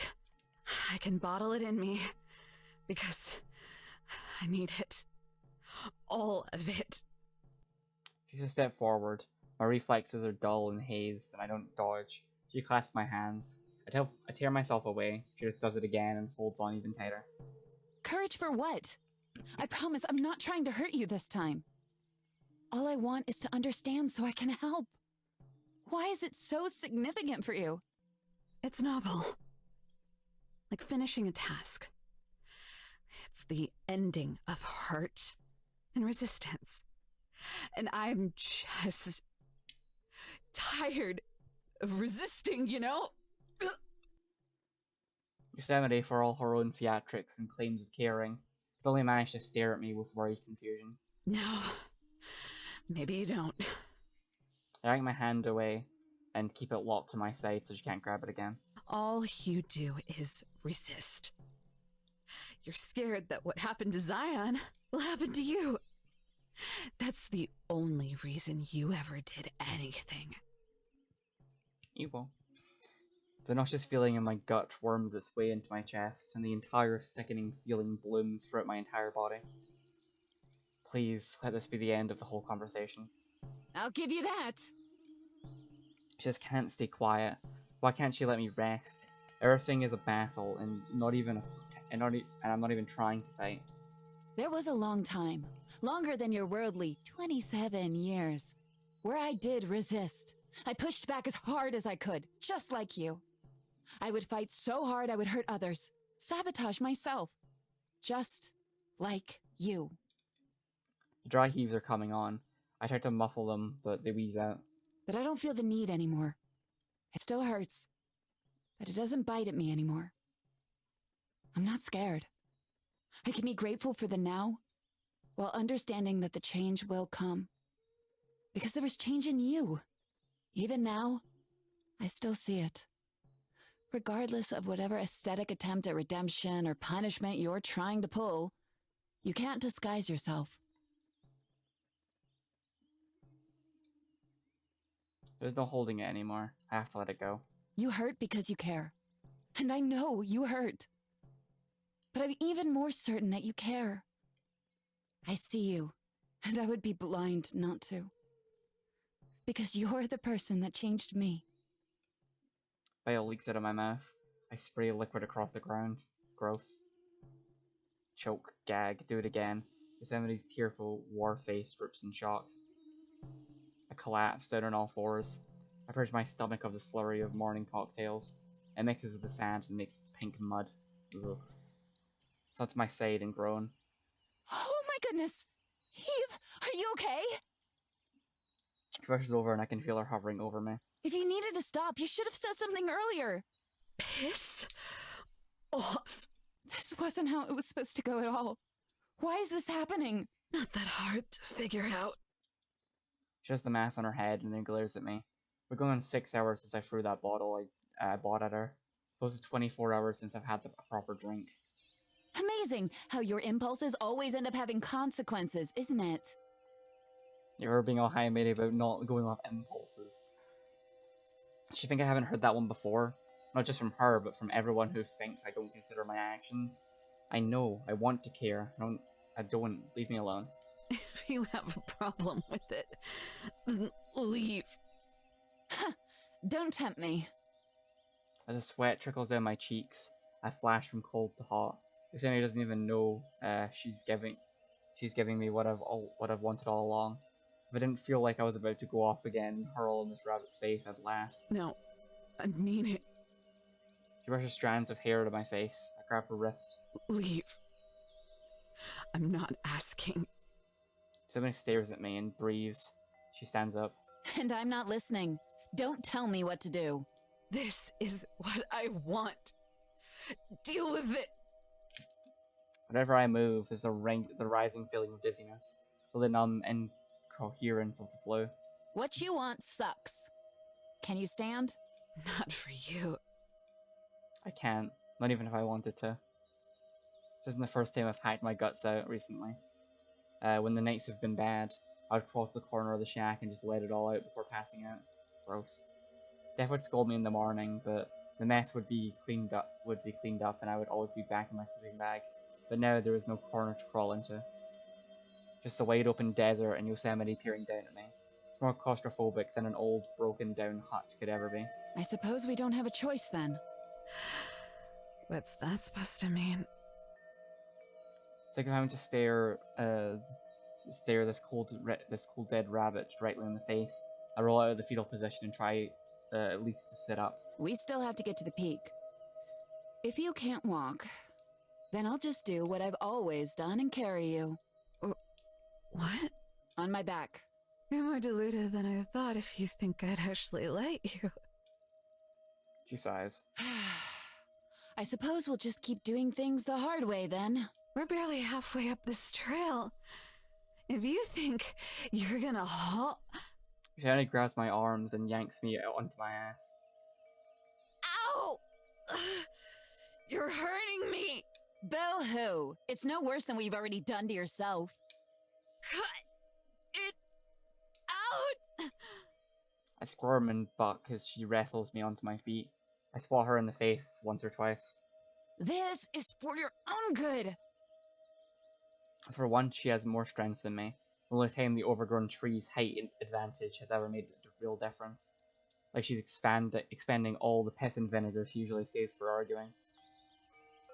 Whenever I fail to tear myself away, I take a few more breaths. My hands flop wildly and slap her nose, and I gag, buffeting my limbs. Noodle arms become exhausting. I can't stop resisting. Even if my body stops working and my voice goes hoarse, I can't let her do this to me. The idea of this, all of this, going on for another day makes me want to scream.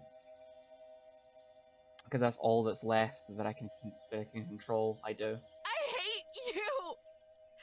That cabin was the worst thing to ever happen to me! Christ, Eve. Stop it! No! No! God, Eve's just like a real. Like, some of the characters in this have been dickheads, but she's just the fucking worst. I'm gonna be real, if I was Yosemite, I would have fucked off. Yeah, I would not stick around. I can think of very few people I would stick around this long for. Yosemite takes slow, plodding steps up the trail, hunched over like a hermit. I refuse to hold onto her shoulders, even as she keeps me hoisted up onto her back. 6 miles. You know, you can't do this for 6 miles, right? She doesn't dignify me with a response. Looks like I'm on the other end of this now. Come on, Yosemite! We both know you don't have the stamina for this. Just put me down, alright?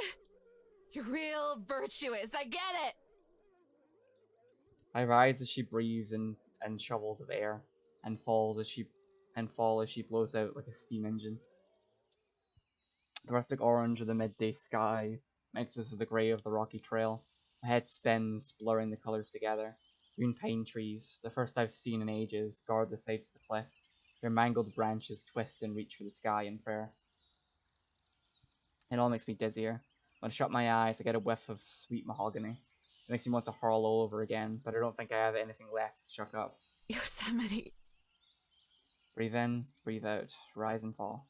Yosemite! This time she answers. Kind of. She grunts. I'm gonna puke again! Every time I say the sound of gagging by tightening my throat, my voice rasps. It's a good impression of a choking dog.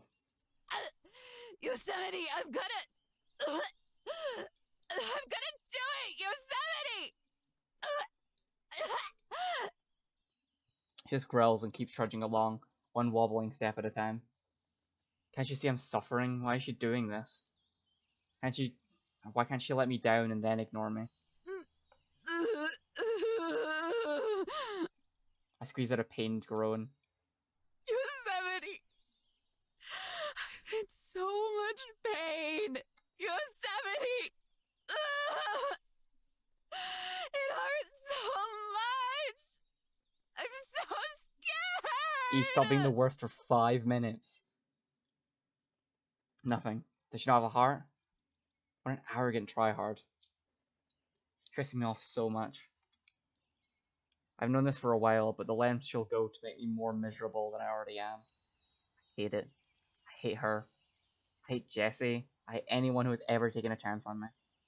I hate that I keep trying to convince myself that I actually believe that. I hate that I'm a screw-up. That I routinely ruin the lives of myself and anyone unfortunate enough to get caught in my crosshairs. Even when I piss off to the middle of nowhere surrounded by landscapes I know will outlive me. And even then, not by much, because they're the only places I feel safe. I still can't find peace. I hate that too. All I do is hate. Let me go! Time to struggle again, struggle and toil. Summoning upon my empty reserve of strength, try for a second wind and knee her in the back. When she doesn't budge, I pound her on the shoulders. Don't you hear me? I said... She elbows me in the gut. I blow chunks. Ooh. Head rests on Yosemite's trembling shoulder. How many hours has she been at this now? With no watch or phone, I can only guess. The sun is dipped below the far-off mountain peaks. We lord over all of them, the highest of any living thing for miles. High up enough for me to shiver with every rustling of the wind, despite every uncovered inch of my body burning a hot salamander pink. Patches of snow under the shade of trees still linger, even heading into dog days of May. Alpine vibes. Somebody's breathing has devolved into a steady, deflated hiss. Droplets from her waterfall hair intermingle with her sweat and mine. She's a shuffling heap of determination. Just another thing I already knew about her. but I never knew she could take it this far. What an amazing soul. These girls have something in them that makes them as human as me, and yet have an endurance that can't be extinguished, unlike me. If they're more than human, then I must be less than. Maybe I'm not even maybe I'm not even at all. Yosemite's wheezing breaks into a gasp. It's the first change since the last one. I think we're here. She stops and twists her head around to confirm. It knocks my head off her shoulder. Oh my god! We are here! I expect her to drop me on my ass so she can run ahead to the promised land, but she powers through the exhaustion and keeps carrying me as we rush ahead. So I guess this is it, huh? Portrait is in her line of sight. As the pebble is still in her stomach, and we should be able to go back now. Back to no catharsis and fight against everything. So crowded, thoughts that petrify me are constantly assaulting every waking moment I experience. There's no space for anything except paranoia, for fear. I want to be away from that. I wonder if we can see the lights from the general store. I can't stand it. Eve? I bow down on my lip to trap in the sob and bury my face in her back. I want to die. Aww. Please don't say things like that. Well, what the fuck else is there?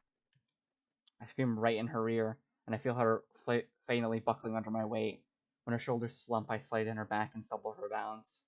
All I am is miserable.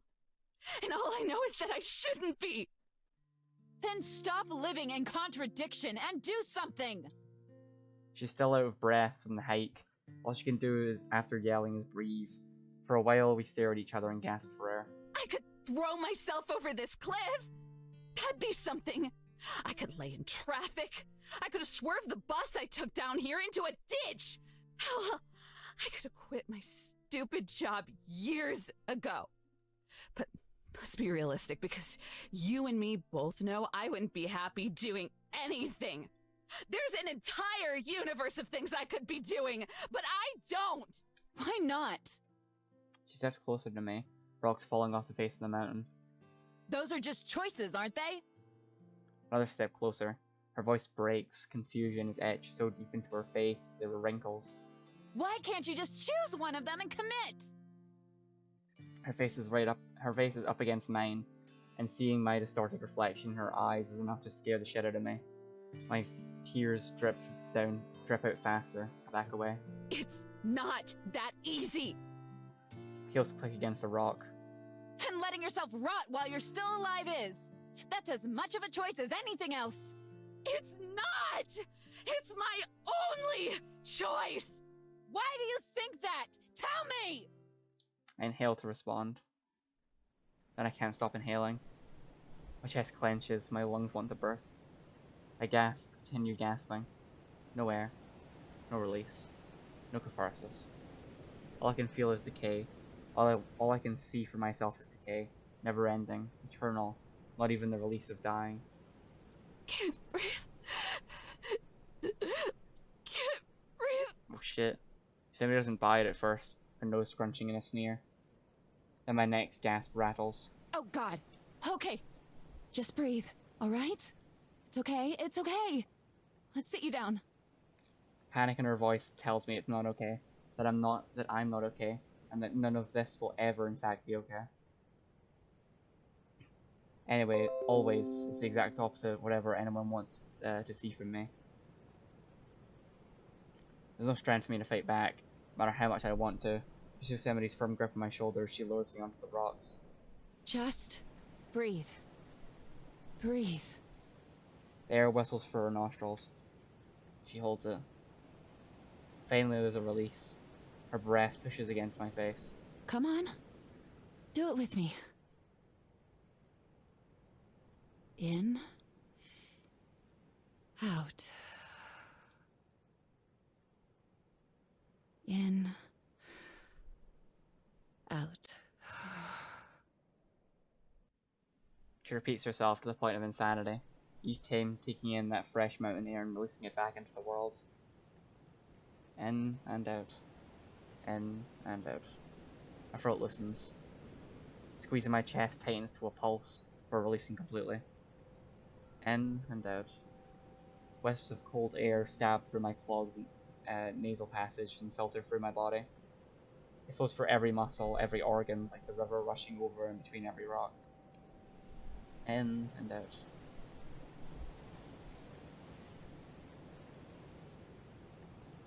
Fuck.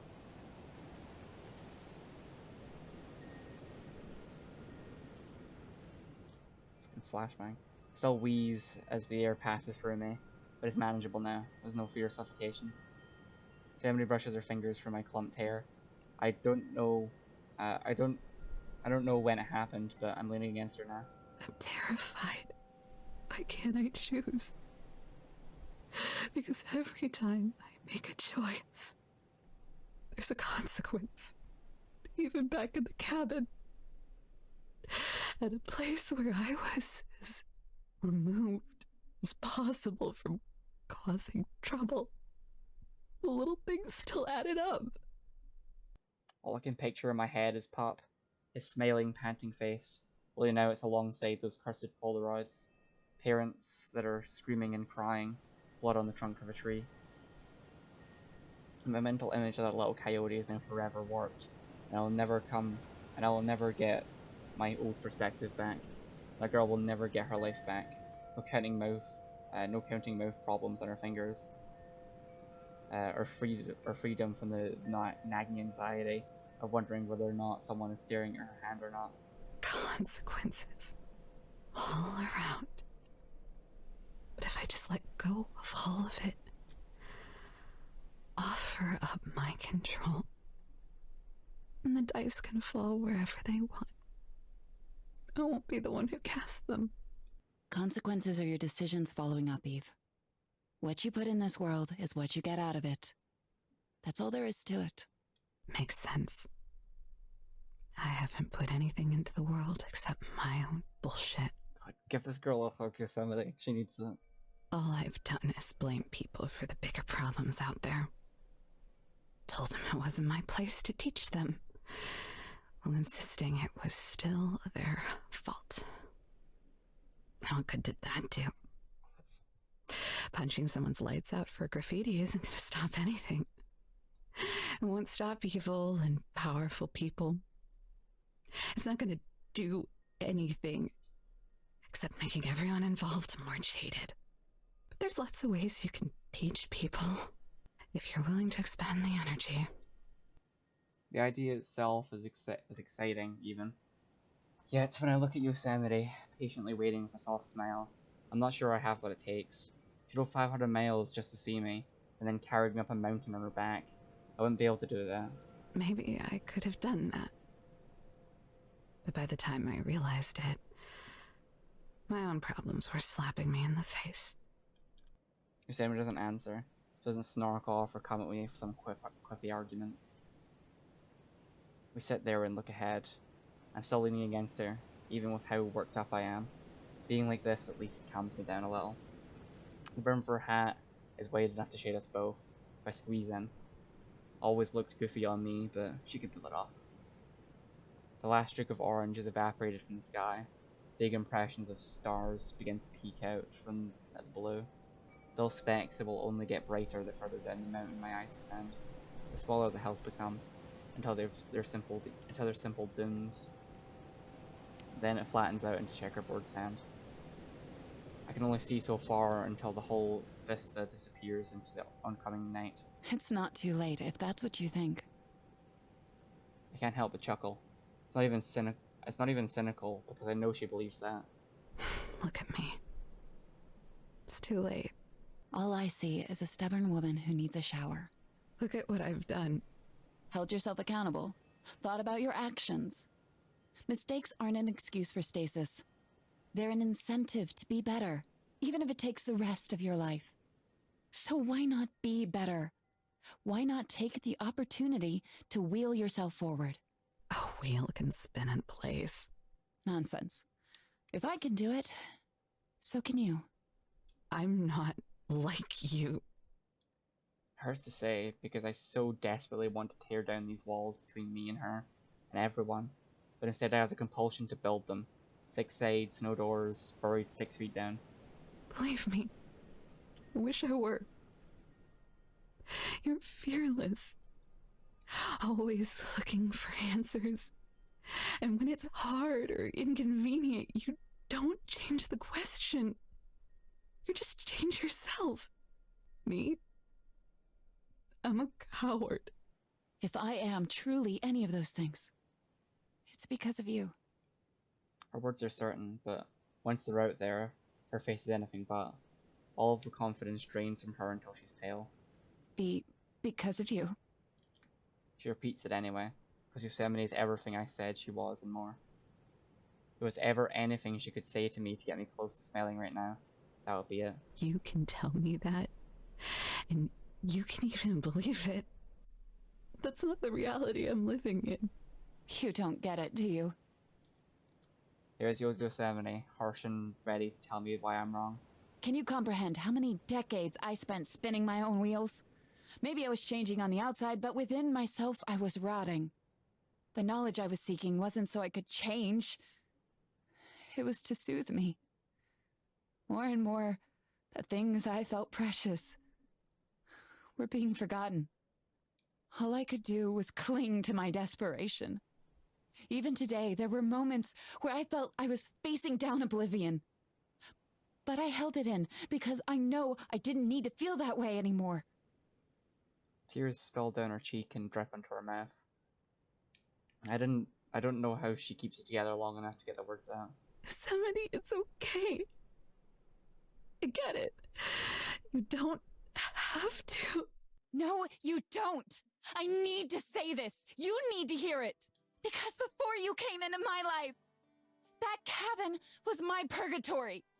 And it was you, Eve, who made it into a home. Oh. Purgatory.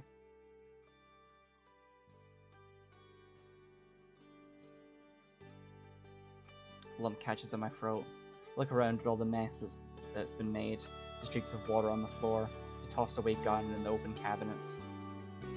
Take a look at the whole cabin, small and homely, but I still know what it's really for. It's purgatory. A sanctuarium to clean me of any lingering pride. This is my punishment, and if that's the case, then maybe it's not actually a purgatory. Maybe it's actually hell. That's not how it was supposed to be. Being sent there was my punishment, for I banished myself here. That's where I was supposed to be so that I could think until I withered and went numb. How can she say it was her purgatory too? No. No. You're not gonna get one over on me. I know what the truth is. And this isn't the truth. Cover my ears, shut my eyes, block it all out. I hope that's all just some sort of fever dream in the last fleeting moments of my life. It's true to me. I can still hear her. None of it goes away. Every day it's facing me. It's facing me. You're the realest truth I've ever known. Don't say that. What's so wrong about it? I want you to know. Because I might actually start believing you. God, what's happening to me? I never used to let myself get swept up by the sentiments of others like this. My feelings were always the deciding factor between right and wrong, truth and lies. Now I'm a crybaby. I was starting back begging embarrassing tears and snot. Believe me then.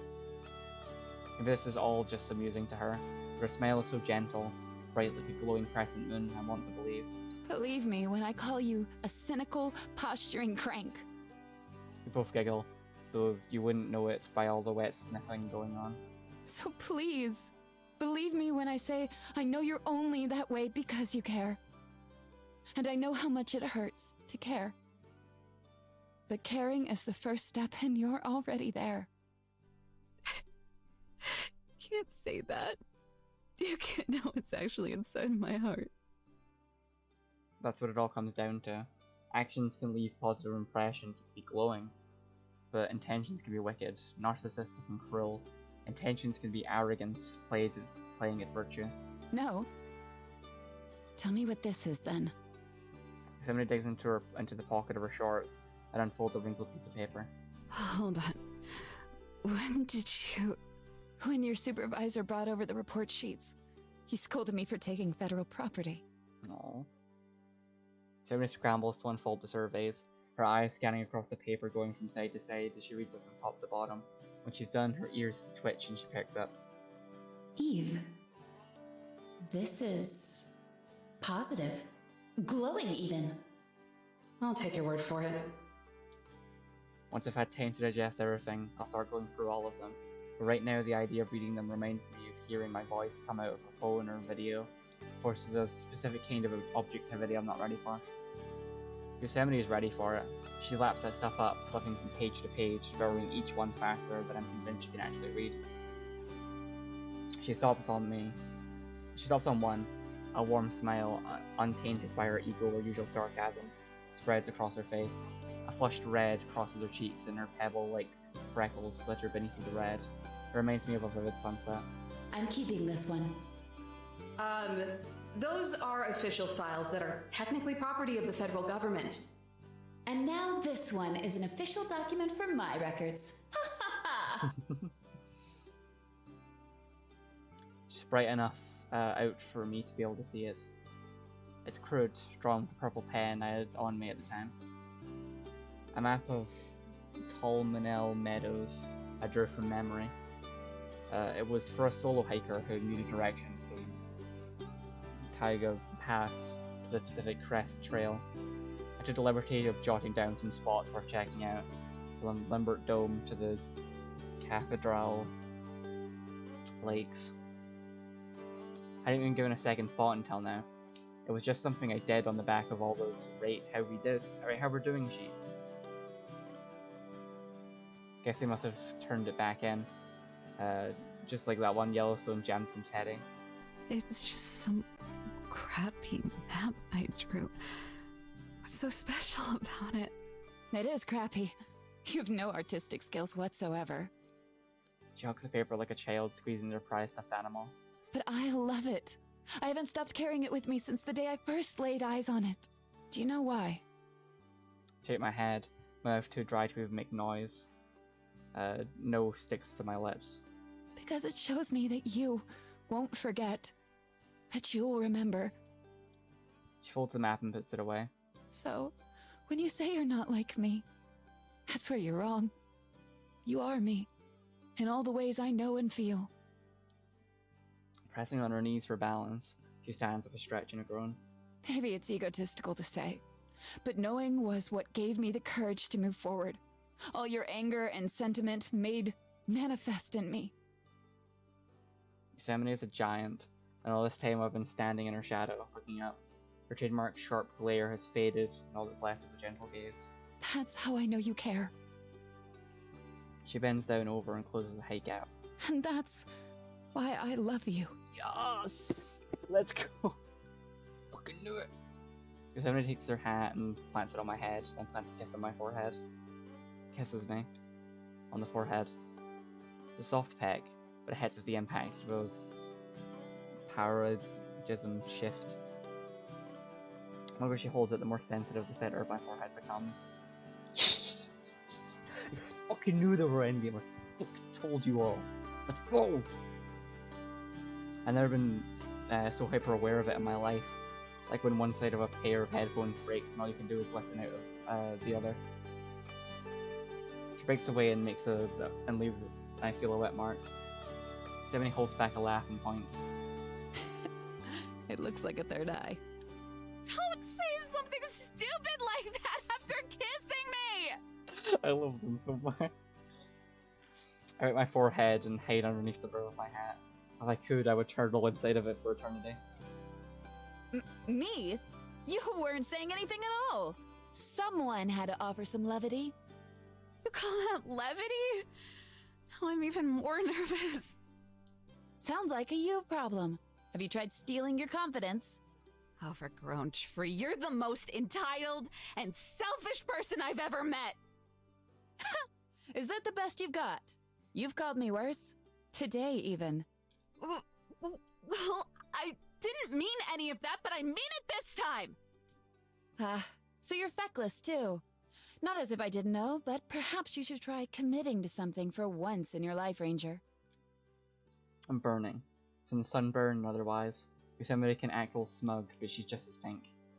Perhaps you could commit to coming home? The theatrics die. Following the pattern of the last month I've spent here, I'm left to think in the stillness of a cold desert night. Except this time I'm not doing it alone. You're still on that? After everything, you still want me back? Want is a very generous... She stops herself and drops a shtick. I do. Of course I do. Oh. It's just a big question. She said she loves me, for God's sake. There's no denying it. Whatever we are, Yosemite and I go beyond simply being combative hens to each other. We see each other how we need to be seen. My hands tremble, and the rancid taste of my stomach acid still lingers in my mouth. If we go through with this, I'm not sure either of us are prepared for the pain in store. The next few days are gonna suck, you know? I show her the tremors quaking from my hand. It might not be much better than today. This sounds simple. It's not going to be, but if she'll be there. Alright, Try to smile without sobbing. let's go then. I stand, and before I can do it to her myself, she gives me into a hug. Welcome home. I clench my teeth, steel my face, and still manage to shed a few tears. Good to be home. We back. How long was I out? Hope not long. My hat scruffs against her chin. I look up to get her out of my bleh. I look up to get it out of her face, and so I can stare at her handsome features, squeezing just a little harder as I do. What are we waiting for? We can leave from here, right? About that. She lets me go, her ears flatten guiltily. The pebble was a decoy that I found in the parking lot. You bastards. I did it to trick you. The real one is right here. She holds one of Death's pebble bullets between her fingers and thumb. That means this entire time. We could have gone back, yes. I fibbed. For a good cause, though. Can't believe it. You'll forgive me, right? She did it so naturally, too. You're such a bitch. Realization strikes. How the hell am I in love with you too? I fucking told you they were endgame. I told you. I've never been more happy to be right in my life. You will. Zion rests a bountiful bouquet. Rests a bouquet of flowers on top of the plot of dirt. Lilies, lupins, dandelions, and larkspurs. She picks them all up herself. She picked them all herself. It would make for a serene photo, lying beneath a sturdy cross I tied together using fallen branches. You were a good boy. Playing with you was always a lot of fun. I'm sorry I never gave you one of my veggie omelets. I don't think you would have liked it very much, though. Next time. Aww. Her voice squeaks, but the brave little angel manages to choke back the tears. Next time, I hope you have a mama and that things are easier for you. Aww. She turns around and runs into Yellowstone's embrace, who is decidedly not holding it together. That was beautiful. God, the girl. The geyser erupts from her head and splashes down on all of us. Her wails scare all away the birds in the trees above her. Ah, quit your crying. I can't even sense anything dead in that grave. Put an egg in your shoe and beat it, Val. It ain't about that. It's about everyone's feelers. Ew. I forgot Dwayne went with them. You lot have a weird way of showing them then. Death goes back to fiddling with her gun as she leans against a distant tree. Dwayne, balancing on Yellowstone's shoulder like a parrot, snuggles against her cheek. They're both staying with us at the cabin now. Yellowstone's idea, of course it was. Yosemite wasn't thrilled, but I had already gotten used to her when I was in Death Valley, so it wasn't too much of an adjustment for me. It's getting a little cramped in that try-hard cowboy can't keep herself from shooting every single thing that moves, but it's not much crazier than anything else that goes on in that cabin. Just one of those things we'll all have to get used to. This was a nice thing you did here. Really? I thought it was kind of selfish. Did it more for myself than anything. Quit acting like you're tall enough to sell yourself short. It's really easy to make Yosemite blush these days. Feels good to finally have one over her. Want to say a few words, Evo? You and Puppers were pretty tight. Should I? I almost don't feel right. It almost doesn't feel right. After all, I was the one who... Yosemite squeezes my hand. Go ahead. It's a small gesture, but it gives me the courage to continue, with all she seems to be doing lately. When I was squirming in bed, sweating out all the junk, she never left my side once. She had plenty of criticisms to offer while stationed at the bedside, though. What else could I want? With a steadying breath, I stepped towards the memorial. Death is right. There's nothing buried here. I left him at the tree. It felt right at the time. Leave him to the elements so his decay would nourish the soil and other animals. The antithesis to keep him cooped up in the cabin. Hey, buddy. Take a knee and stare at my handiwork. Doesn't really feel like I'm talking to him. I hope you like the place I picked out. Feels so weird to go through the motions of a grieving ritual like this. Only saying things because they're expected of me. Lots of rabbits come through this clearing, so it... My voice trails off. Songbirds fell in the silence. The deeper we get into spring, and the lusher it gets, the more of them there seems to be fluttering around. Girls, I don't think I can do this. Oh no, you sit right there and get it off your chest. That's right. You'll feel brand spanking new afterwards. If I can do it, then so can you, Miss Eve. Ewo, Ewo. When's the picnic happening? I was told I'd get grub if I tagged along. I love them all so much. Miss Valley, please show a little tact. Yosemite rests her hand on my shoulder and smiles. It's all the reassurance I need. With one last sigh, I start talking. I'm sorry things turned out this way. Guess I already told you as much. Really was all my fault. In a world that's perfect, the same one where I'm perfect, I would have never let you in that cabin. Probably never would have even been there to begin with. That's not how things shook out. Maybe that's fine, or maybe I don't have the right to say that. Doesn't matter anymore. Because I'm gonna make 1,000, 10,000 more mistakes. Just as severe and hurtful as the ones I've made so far. That's okay, though. I'm gonna learn from each and every one of those mistakes. Because they're all just spokes on my wheel. Can't stop it. So may as well push forward. That way, when my time is up, and I'm rotting right alongside you, I won't have died perfect, but I'll have been a little better than I would have been otherwise. Pat down the soil and let it squeeze from my fingers. It's a little purple, but I guess I'll accept it. You're a little irritating, but I guess I'll accept you. Ah, yes. I know you are, but what am I? A very mature and articulate classic. And they're right back to normal. I stand on my tippy toes and stretch until I can match her height. Learn from the best. We conk foreheads and snuggle them together. Her eyelashes brush against mine and tickle my face. Quite the tree hugger, are we? What can I say? I've always loved our parks. Aww. She pulls the barrel of my hat over my face. While I'm stunned, she takes my hand. Your sweet nothings are just that. Nothing. Now don't look at me. Now then, how about that picnic? Ugh, finally. I was starting to gag. I love them all. The sky is so clear. It really is the perfect day for one. You said it.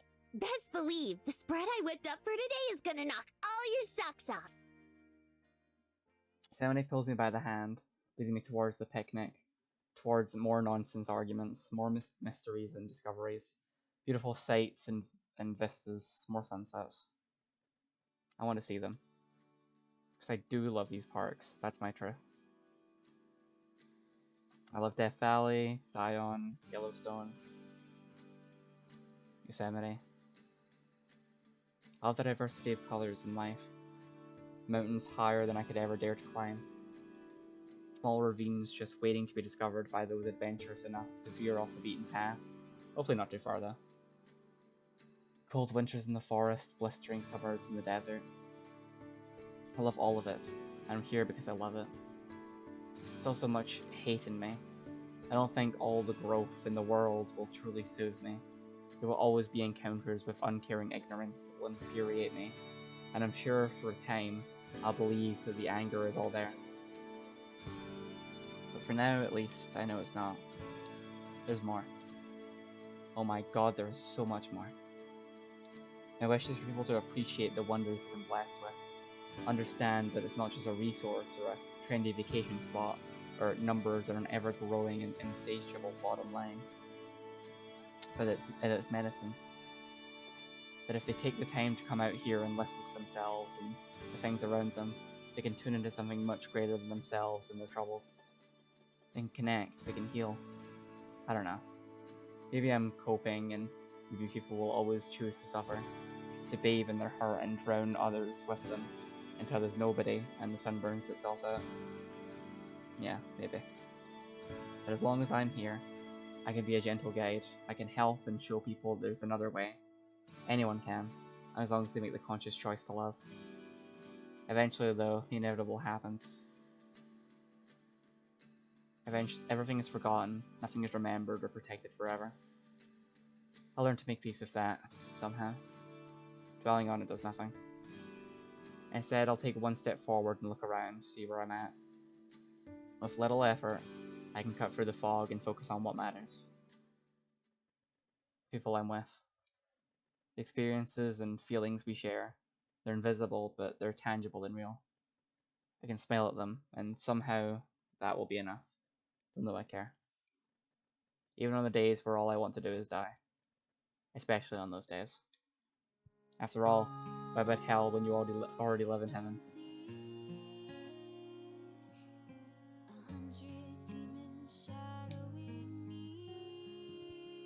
Shit, man, I'm not ready for it to end. Fuck. God, I already...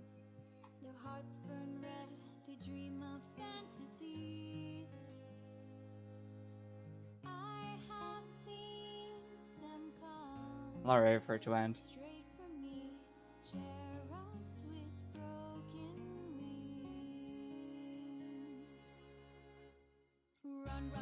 Run from my grave, retracing every pothole I paved. Didn't know the road was so gray. The climb is tough, but the hills are lush. You can't have boots without some scruffs. I'm breaking them in. I'm on my way. I'm on my way, don't know where. Nope. See the songs working its way into your playlist. Yeah. Well, shit. As for another credits, yeah. Eve! Guess who? It's our girl! Come on, open up. I brought some jerky for you. Is it just me or do the paintings get an upgrade? Okay. I'm letting myself in then. Don't get snippy with me now. Huh. Guess she isn't here right now. Well, looks like all her things have been moved back in, though. Oh well, that's fine. There will be plenty of other opportunities. Phew. It's a little stuffy in here. Guess spring has finally sprung, huh? Maybe I'll just go ahead and open up the window for her. If she gets cranky, she was already going to anyway. What are these? Eve, don't tell me you took a painting while you were away. Well, I guess she'll tell me about it eventually.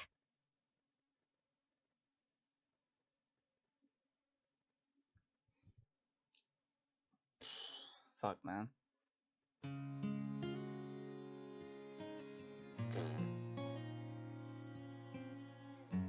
I can already tell this is gonna be one of those things where I'm just gonna sit there like, fuck, man. That shit's already over. Let's watch the credits just for. I guess most of our actually switch the credits. Let's find out who the fuck plays Death Valley.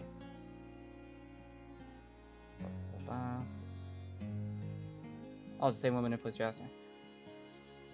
Let's find out if she does anything.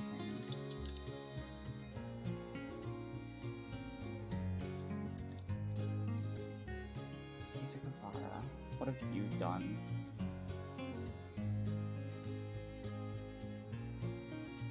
Let's see. Anything I recognize? She was in Please Be Happy as well. She voiced Armand, one of the little kids from the Baby Squad. What else is she voiced? Apparently she's voiced Floral Ring Dancer and Grinch Impact. Someone from Pokemon. Yu-Gi-Oh! Duel, apparently. That's really it.